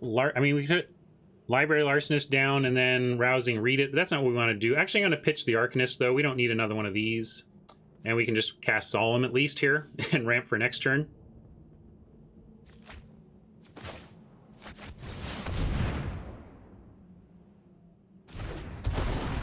And we want another island here.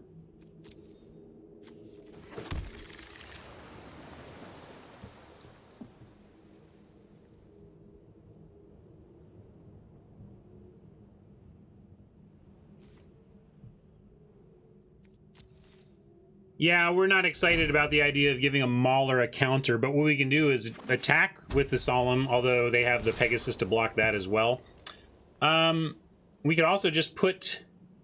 They've got 6, so they could put a +1/+1 counter on it with a Veteran. I'm inclined to block with Solemn and Arcanist here and let them do their worst. If it uses any of their resources whatsoever, I'm pretty happy with the result given the Gargaroth that we have coming. So I'm going to do that. Yeah, it could be feet, like, again, but I don't really care too much about this Arcanist, and I actively want the Solemn to die, so it's like, whatever.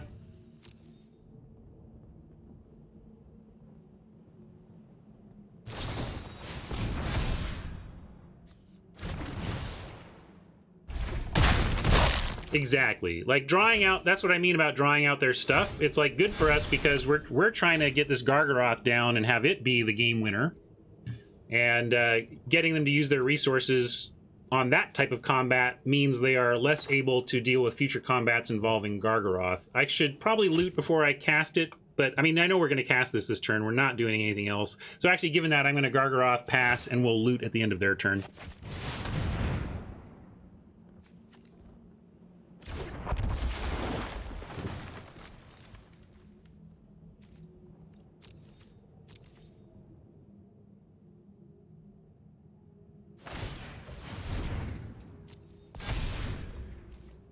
Yeah, I could have looted to find a 6th land. That's a good point.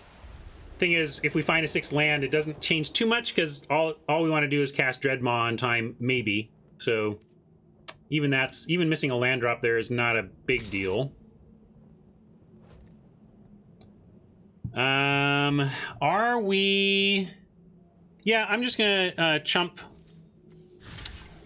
I know that this means the Mauler's gonna get a counter, but I want the card draw, and Gargaroth with Rousing Reed is gonna be better than their growing kitty anyway, as long as it sticks.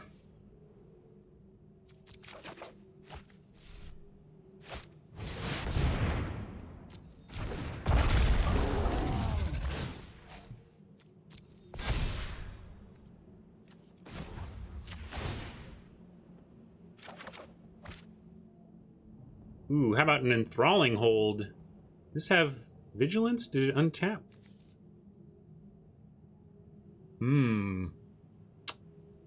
Let's discard... What's the least important here? Oh, untaps when it gets the counter. That's right. It's like, didn't it attack? Gotcha. Gotcha. Now, what do we care least about here? Obviously we want our big stuff and our Stealer. Singer... It's Larcenist or Singer.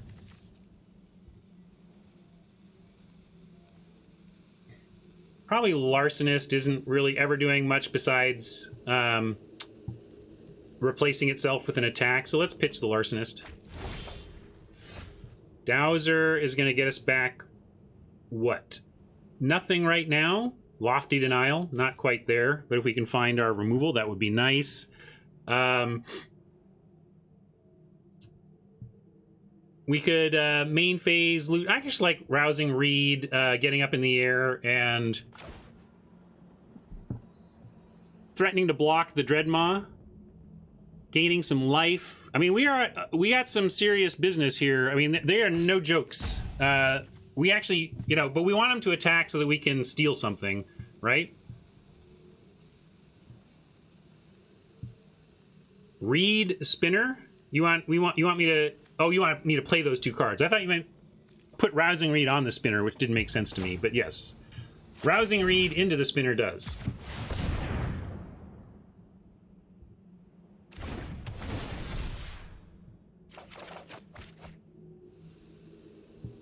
And now I think the Singer is the least important thing here.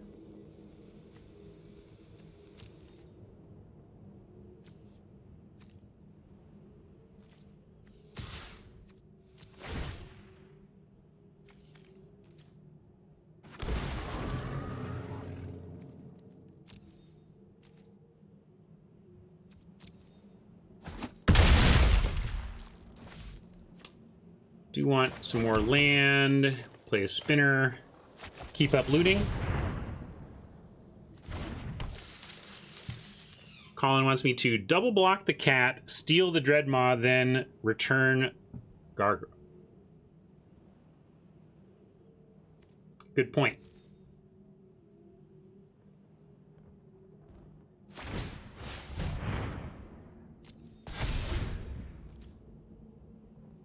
Yeah, I don't even need to chump. We want to double block.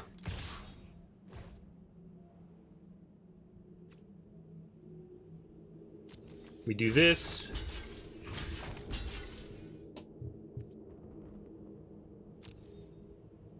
I don't want to chump the cat. I want to try and kill the cat, and then we just get our Garg back with our Looter Stitcher.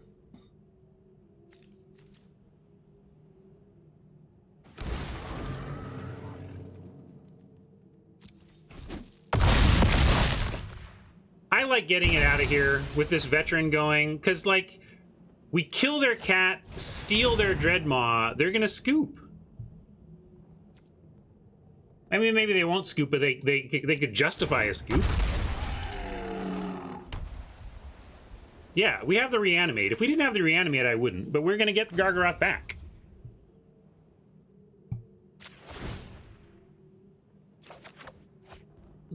Pitch a land here. And steal a Dreadmaw and watch him scoop.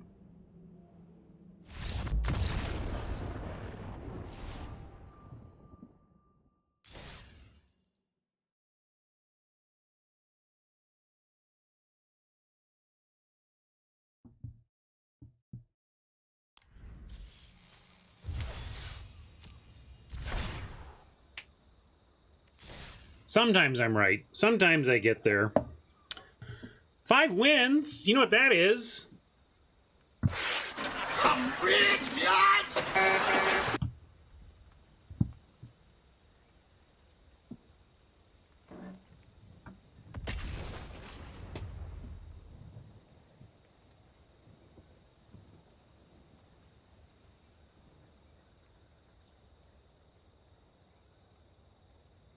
Well, I'm trying to get there, Mama. If I don't get to 7 wins against randos, maybe we'll play against chat a little bit until I get to 7 wins. Which, you know, would take as many games under 7 as I am.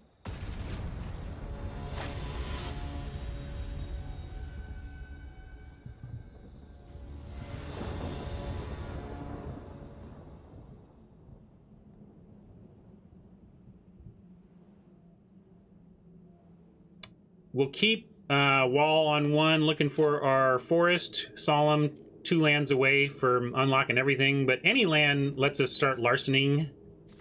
So, I don't think it's a reluctant keep. I think it's a pretty good keep. I like this hand.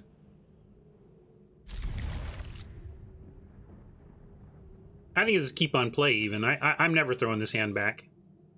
On play, it's nice because you can expect maybe to get in there with Larcenist successfully. Well, Oppo mulling to 5. Probably decent for our chances. Let's wall it up looking for land, though. Hey, we got it. It's the right one, too.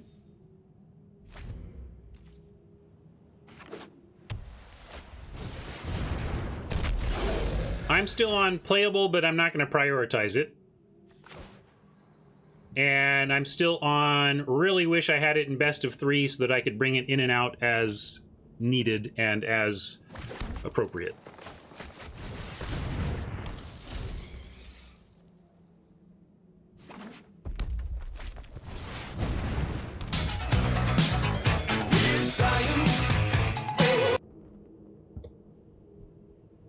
Stitcher.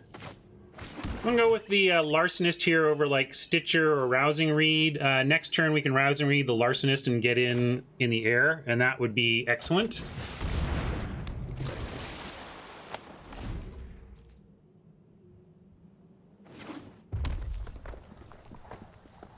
Won't do it in an open mana though. They're down to 2 cards after a mull to 5 though, so we're heavily advantaged. We just need to survive.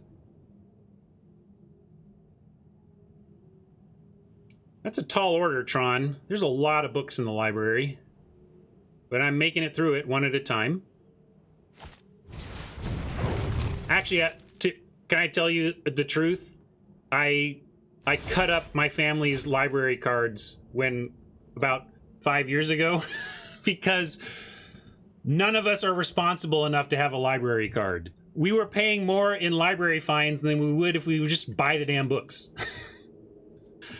None of us are responsible enough for it. It's funny. Yeah, I'm going to go with Reed on the Larcenist here. I was saying not into open mana. Maybe I shouldn't risk it. Would you risk it? For that there biscuit? Oh, libraries are free, but if you don't bring the books back on time, they charge you. And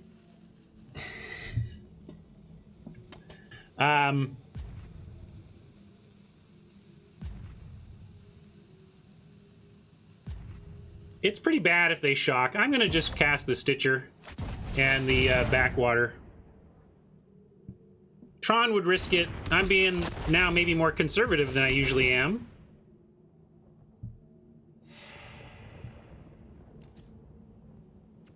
Yeah, right? Like, I'm with what Ice is saying. Like, I'm playing conservative because we ought to win this one. We have overwhelming advantage after their mulligan to 5 on the play, right? So we're like 3 cards up on Oppo already, and we're going to read. Like, we should just crush the game completely if we're just patient enough to not get blown out by a removal spell.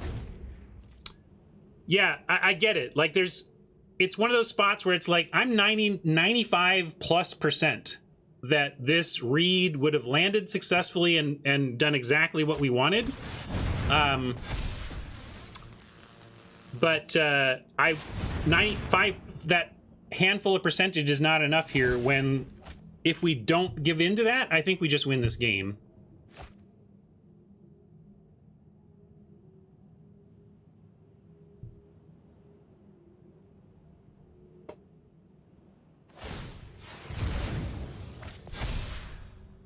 Yeah, e-library is great. I should get back into library stuff given electronic checkouts.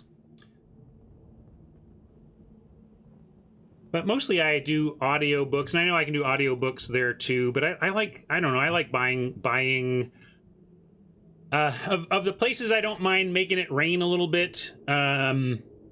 Onto Authors is one of them, you know what I mean?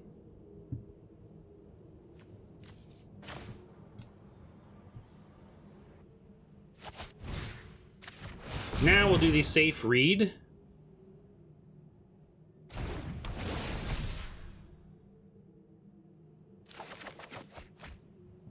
I'm gonna get rid of the Arcanist as not super useful. No reach, right? Look at me checking for red reach. No reach. No land.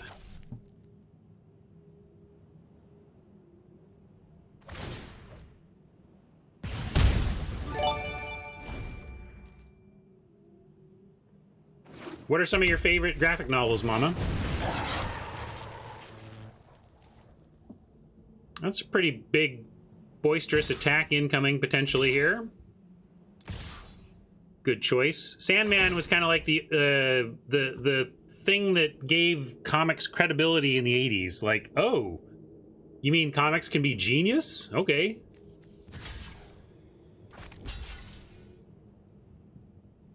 I'm gonna block that and nothing else, I guess.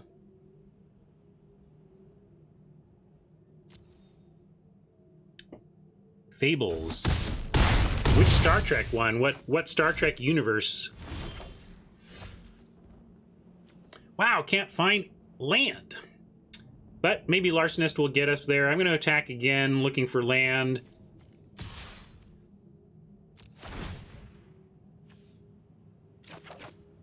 Hunter's Edge is not land, but potentially useful, although we already had 4 mana removal. That wasn't the problem.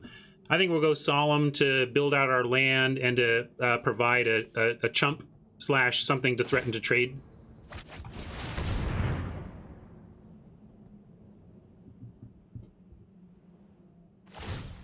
I mean, I felt like I had to attack to get the card, but, you know, gotta get a little more action here. We're gonna be in trouble. We do have 2 blue, so I'm gonna get the green for a double green.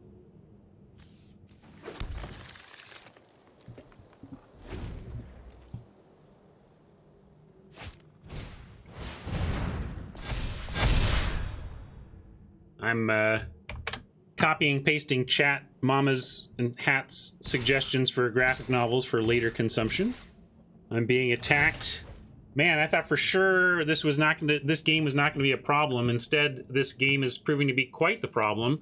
We have to do some chumping now, although we can go Solemn plus Spinner on the Bolt Hound to take that out. Wall of Runes on the Gorger for the chump. And then we go to 2 and aren't dead.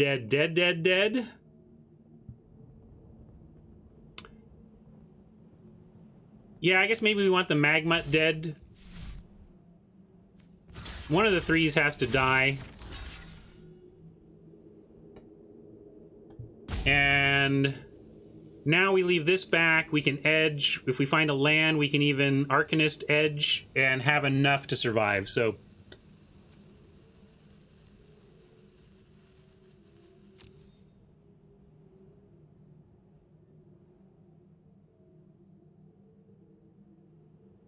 great work from Oppo to be competitive and ahead in this game.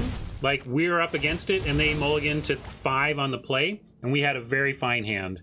We did get a little stuck on mana at 4, but just impressed with Oppo's comeback here, or Oppo's pressure. I mean, they Oppo staying ahead, getting and staying ahead despite the mull to 5.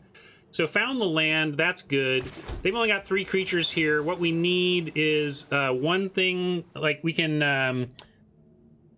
if we Hunter's Edge the Hobble Fiend, they do have the response of like sacrificing the Bolt Hound or the Weird, but that's okay because like then our only real choice is to Hunter. Well, we could Capture Sphere, I suppose. Yeah, Capture the Weird is good, right?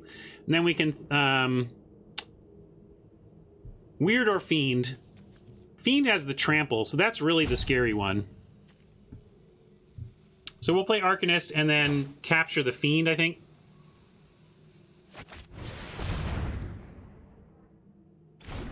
And then we have a Chump on the Weird and a double block on the Hound. Well, yeah.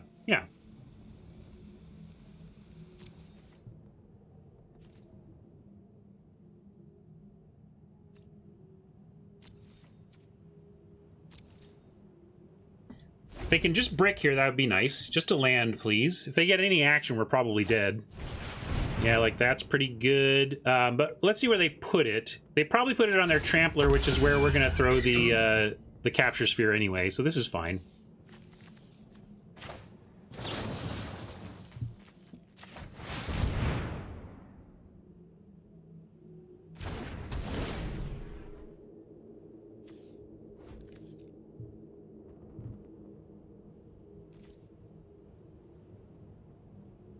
Trying to turn the corner.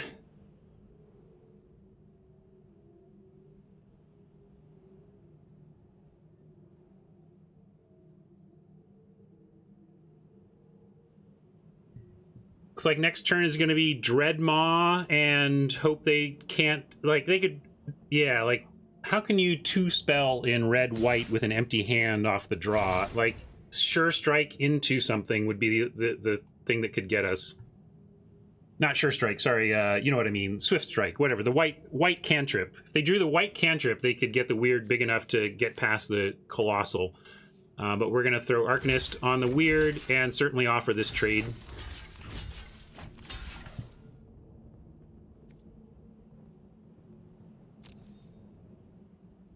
But Thrill, if they draw the Thrill, they don't have something to pitch for it.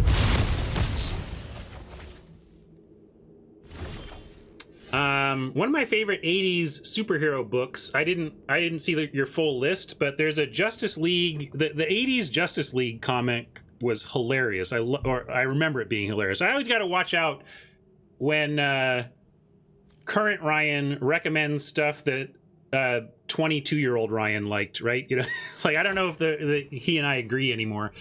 The land here is actually good because we can Megalodon instead of Dreadmaw. And have still have the bounce off and even the potential eat. And if they find, you know, removal or whatever, they can't target it. So I'm going to do this.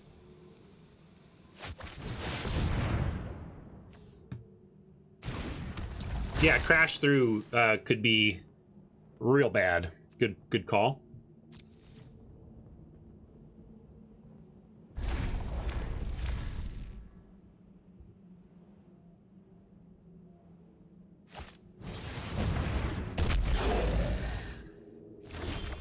All right, I think we're getting there, gang. I'd love to get up in the air so that this Lofty Denial does work, but do we have time? Yeah, we can Hunters. Let's see, 1, 2, 3, 4, 5, 6, 7, 8 total mana. And we can even hold this. We can Hunter's Edge on the Megalodon and Rousing Read it, and still get the Weird dead. And then I think we're in fantastic shape. So Should probably start with a read, though. Maybe we'll find something even different or better we want to do.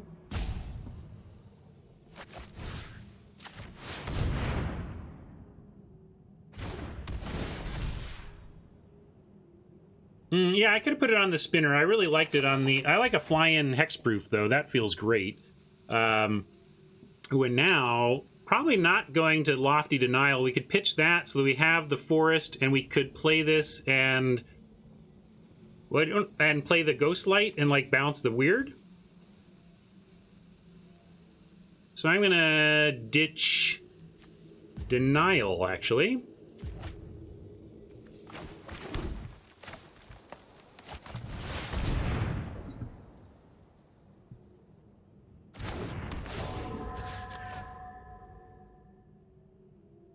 That feels great. Again, Oppo played this extremely well to really put us up against it on a mull to 5, where we still are. They could rip, burn, and go to our face and end this, right? But I'm just impressed with how Oppo has managed this game, given the given how stuck they were on cards and lands early. Now, 1, 2, 3, 4, 5, 6, 7, 8. We can get 9, which gives us enthralling hold, but there's nothing to take. So really, we just want Dreadmaw here.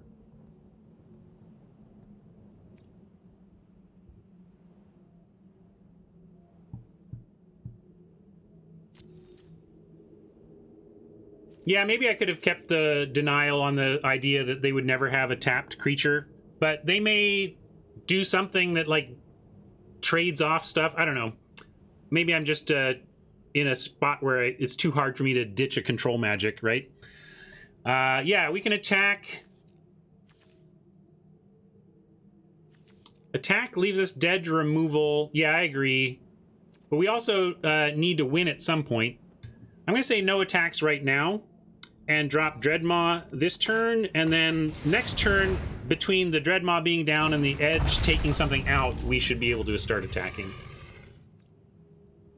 And I'll sandbag. We do have looting still, right? Or do we lose our looter's dead? Okay, our looter's dead.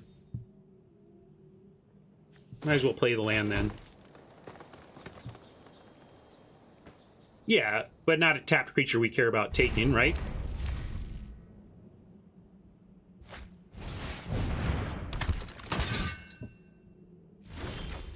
There you go. They'll do something. Well, they have to do it on our turn or whatever, but I guess now we just edge, and then we're in amazing shape. Yeah, second read is real.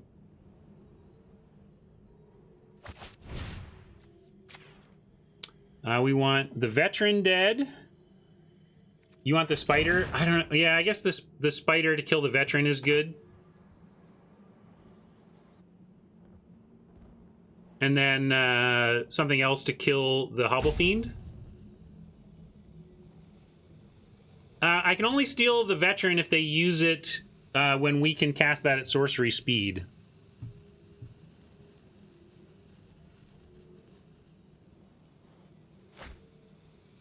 Well, if we do Fiend first, then we want, like, this.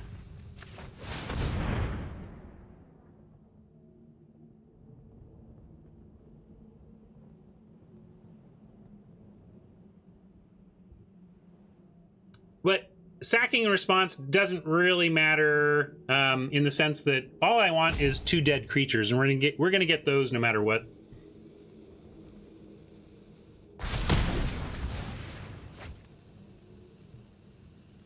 We can do Ghostlight here.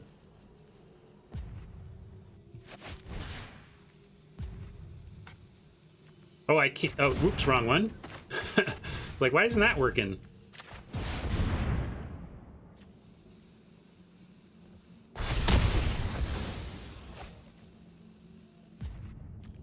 I'm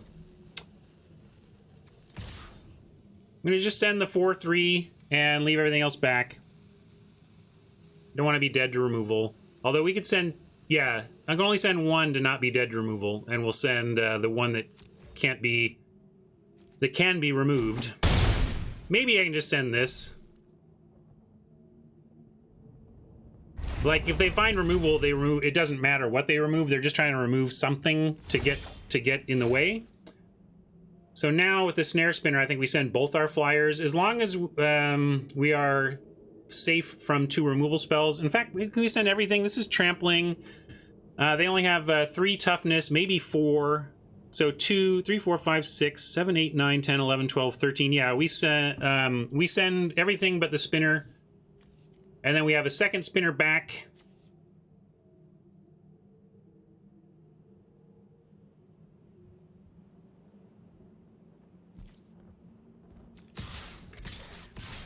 Oh, Haj is probably right. I'm down to 1 hourglass and kind of just making decisions. We'll keep that.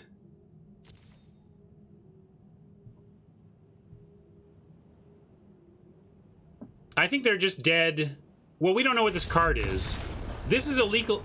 Was already a lethal attack if this was nothing. And then if they had something I wasn't thinking of that saved them, I wanted a defender back. But it was game over that turn, so I don't know, Haj. Like, it was the only thing that didn't make it game over is if they had something I wasn't thinking of in their hand. But maybe that's what you're saying, that like I should have played around something in their hand better.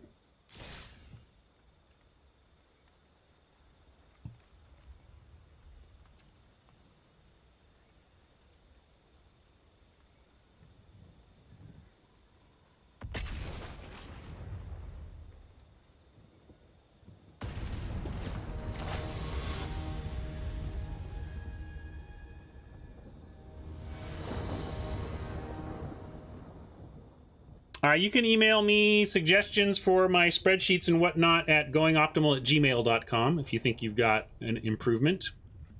Oh, sorry, we're at 6 now, right? I think I've missed a couple of win notices. This is for 7 wins. We'll keep this despite runes on 2 instead of 1.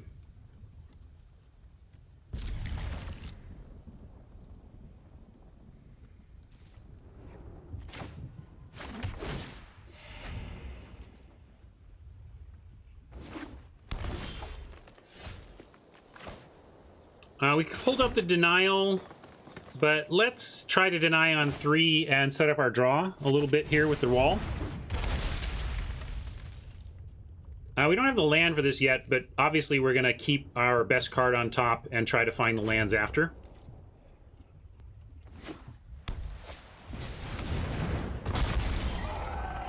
Getting drowsy there, but if they try a 3-drop, we get to deny it.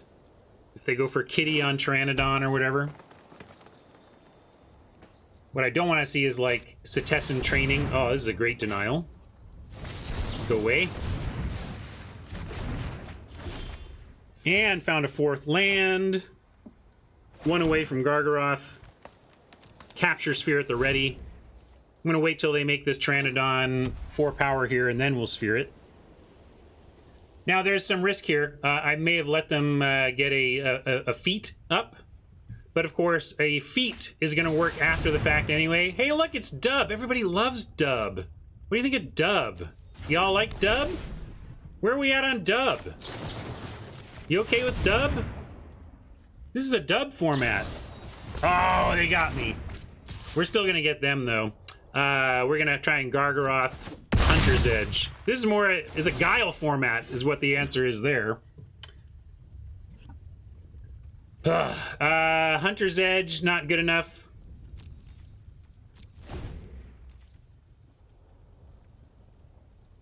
Need an untapped land, and then we need Garg to live.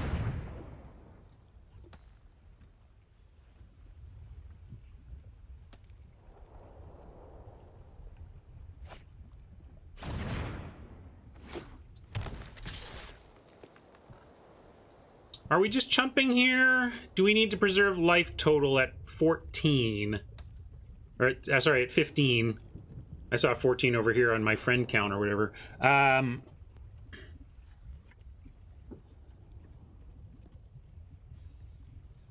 You want to chump? Yeah, let's chump.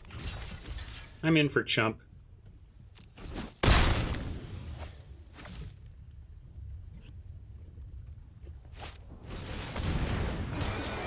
All right.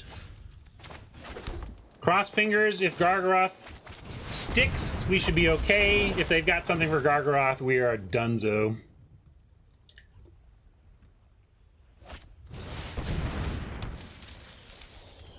All right. Whoo! That was lucky. Tense moment of, do they have anything here or not? No edge. What do you mean, edge? Oh, you're hoping they don't have edge. Yes, me too. Me too. They might have feet here, though, that could wreck us, but we got to try again, right? Let's see. And yeah, we would still get the counter. Even if they feet to protect their creature, we still turn this into a 7/7, which is worth it. Yeah, and they could have attacked. They would totally have attacked. You're right. I like Gersai's read that if they had had it, they would have used it. They would have attacked.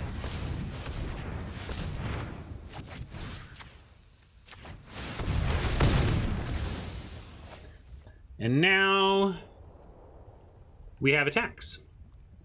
Right? They have 5 and they can't block and kill. Just making sure we had the attacks I thought we did. Generally, 3/3 is my default, unless there are some very game-specific situations. A 3/3 beast is going to be largely better than a random card draw, and it often represents more life as a blocker than gaining 3 would anyway. Now they got a Death Toucher, though. That's pretty good. I'm going to just play Stitcher and... Oh, we can't do both because Stitcher unfortunately requires both of our non-green lands. That being said, I'm still going to do it.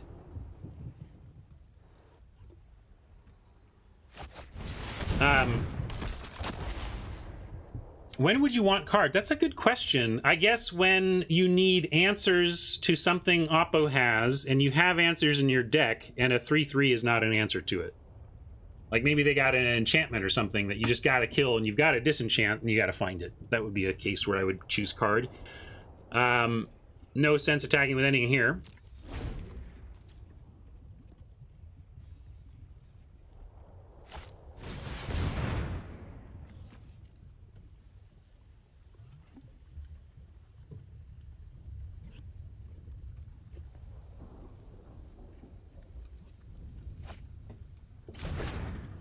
Ooze. Great card. Has wrecked us in the... Was it Hat? Hat, did you wreck us with this? Yeah, I think it was Hat that wrecked us with the ooze back in the gauntlet. Ghost Light is a great answer to that, though. Although 3, 4... So... I like bouncing the Death Toucher and sending in with... We should probably loot, though, first. Yeah,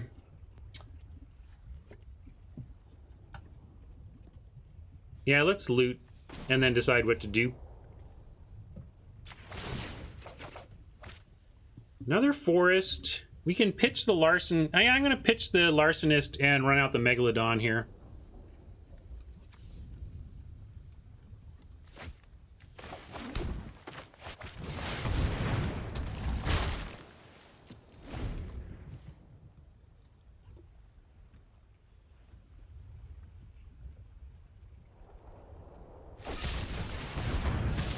Alright, that's okay. That's okay. Really want the ooze to get greedy here, scoop up some creatures, and then when we bounce it, obviously we shrink it back down, and they lose the fodder as well.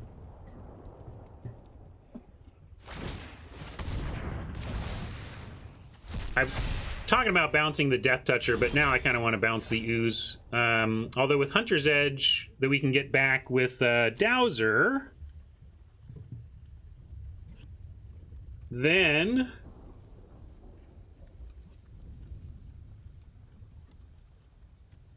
I'm going to go Dowser getting back the edge now.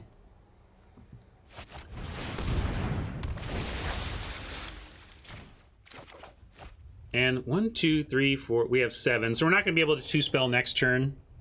But then we get the Death Toucher next turn, and then we Ghost Light the ooze, and then Oppo's board is pretty well wrecked, and eventually we find a rousing read for either the Megalodon or especially the Gargaroth. And Megalodon is nice because hexproof. You throw a rousing read on the Megalodon and it feels GG-ish. But if they don't have the removal, anything on, you know, a flying Gargaroth also certainly feels GG-ish. How are we doing on creatures? None there. Still got creatures. Yes, they're going all in on getting this ooze big enough. Might be worth chumping with a 3/3 here. Save 7. But they're looking to stay on D anyway, seems.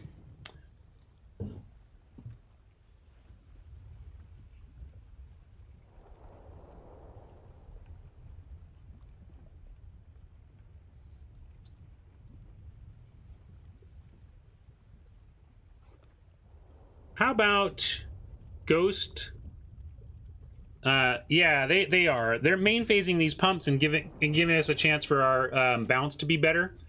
There's nothing else here in the anyway. I think it's time to bounce the ooze, and then next turn ooze comes back down, and we edge the Death Toucher on our next turn, and then we have just massive attack. No pun intended. Teardrop, doo doo doo.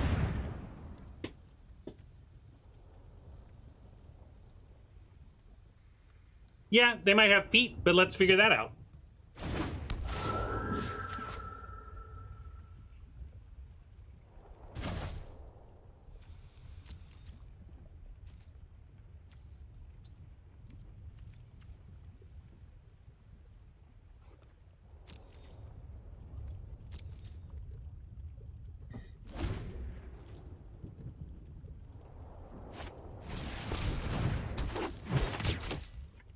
Sniper's going to take down our roaming Ghostlight, it looks like.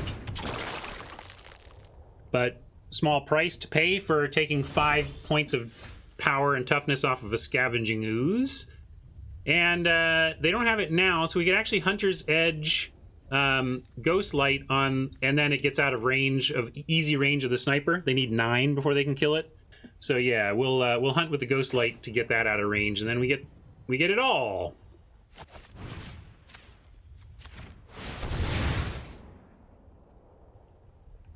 I think if they had feet, they would have saved the Scavenging Ooze. I'll be surprised. If they have feet, I would predict they just drew it. Like, losing 5 +5 off your Ooze when you could actually add a counter and make it even bigger seems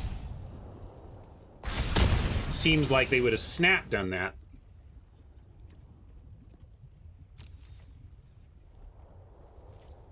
And now at 7/7, they can put 4, 5, 6, 7. You know, they can put enough power on it to kill it. But at this point, we're happy with that trade, and we just send everything.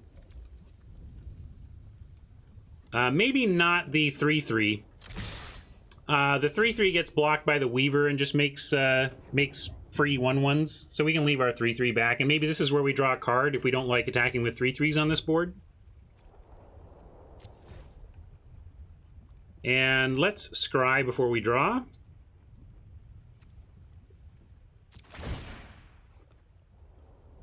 Did I not stack those right? I was trying to scribe. Oh, maybe I just needed to choose now. Yeah, okay, it's fine. Oppo seems to think that is good enough.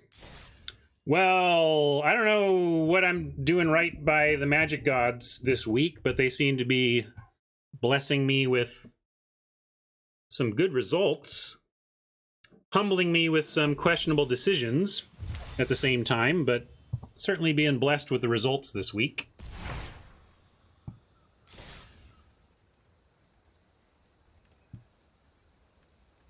Yeah, sorry, Hat. Got there in 8. Yeah, we can do some. Let's see. I think there's one other event to finish we can go do on another account, but why don't we claim this here prize?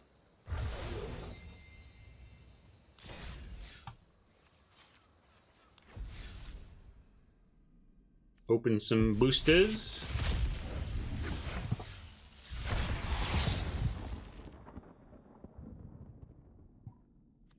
Any mythics?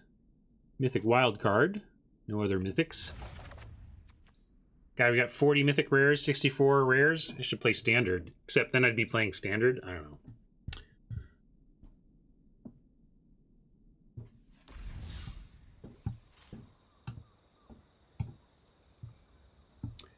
Good chats today, too.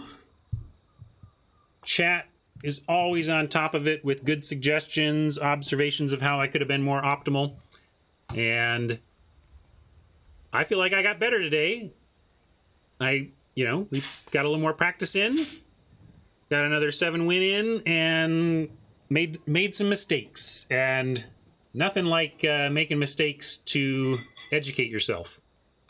There's a role-playing game system that the Adventure Zone boys used for one of their segments. Was it Monster of the Week? Anyway, it's a RPG system in which when you roll a check, if you fail the check, it actually increases your experience, which I think is brilliant. That's one of my favorite little game mechanics that I've heard of recently, because it's so flavorful that when you fail in your RPG, you gain experience for it. That's pretty neat. Haj asks, how come Jay doesn't come on the stream anymore? I could check in with him and see if he wants to jump on. He just got slammed. The pandemic hit. He's running 2 businesses, two game making companies, involved with 2 of them, and running your small businesses during a pandemic is a little bit of a time sink. Just so you know, there's some things you're suddenly concerned about you weren't before. So we let Jay off the hook to go manage his life on that front. But he has said, we can reach out and get him back on. I just want to get him back on when there's a standard I care about. Or maybe we should try some other format. Maybe not standard. Maybe the secret. Maybe Jay can come help us find what else there is to do on Arena constructed-wise that would make us happy.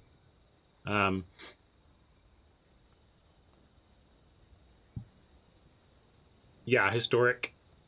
Be interesting. Gladiator. James, regarding the RPG mechanic, I said, players I know would just be trying ridiculously hard yet unimportant tasks all the time for the experience. I mean, be a good DM then, and make that not be the case. Gotta herd them cats when you're the DM. All right, let's say goodbye to YouTube, though. Thanks for hanging out, YouTube. That was fun. We're just rolling. I don't know. I guess chat's in trouble tomorrow, or else the big punchline of the week is that I go undefeated, or I go max win 4 days in a row, and then chat takes my hair.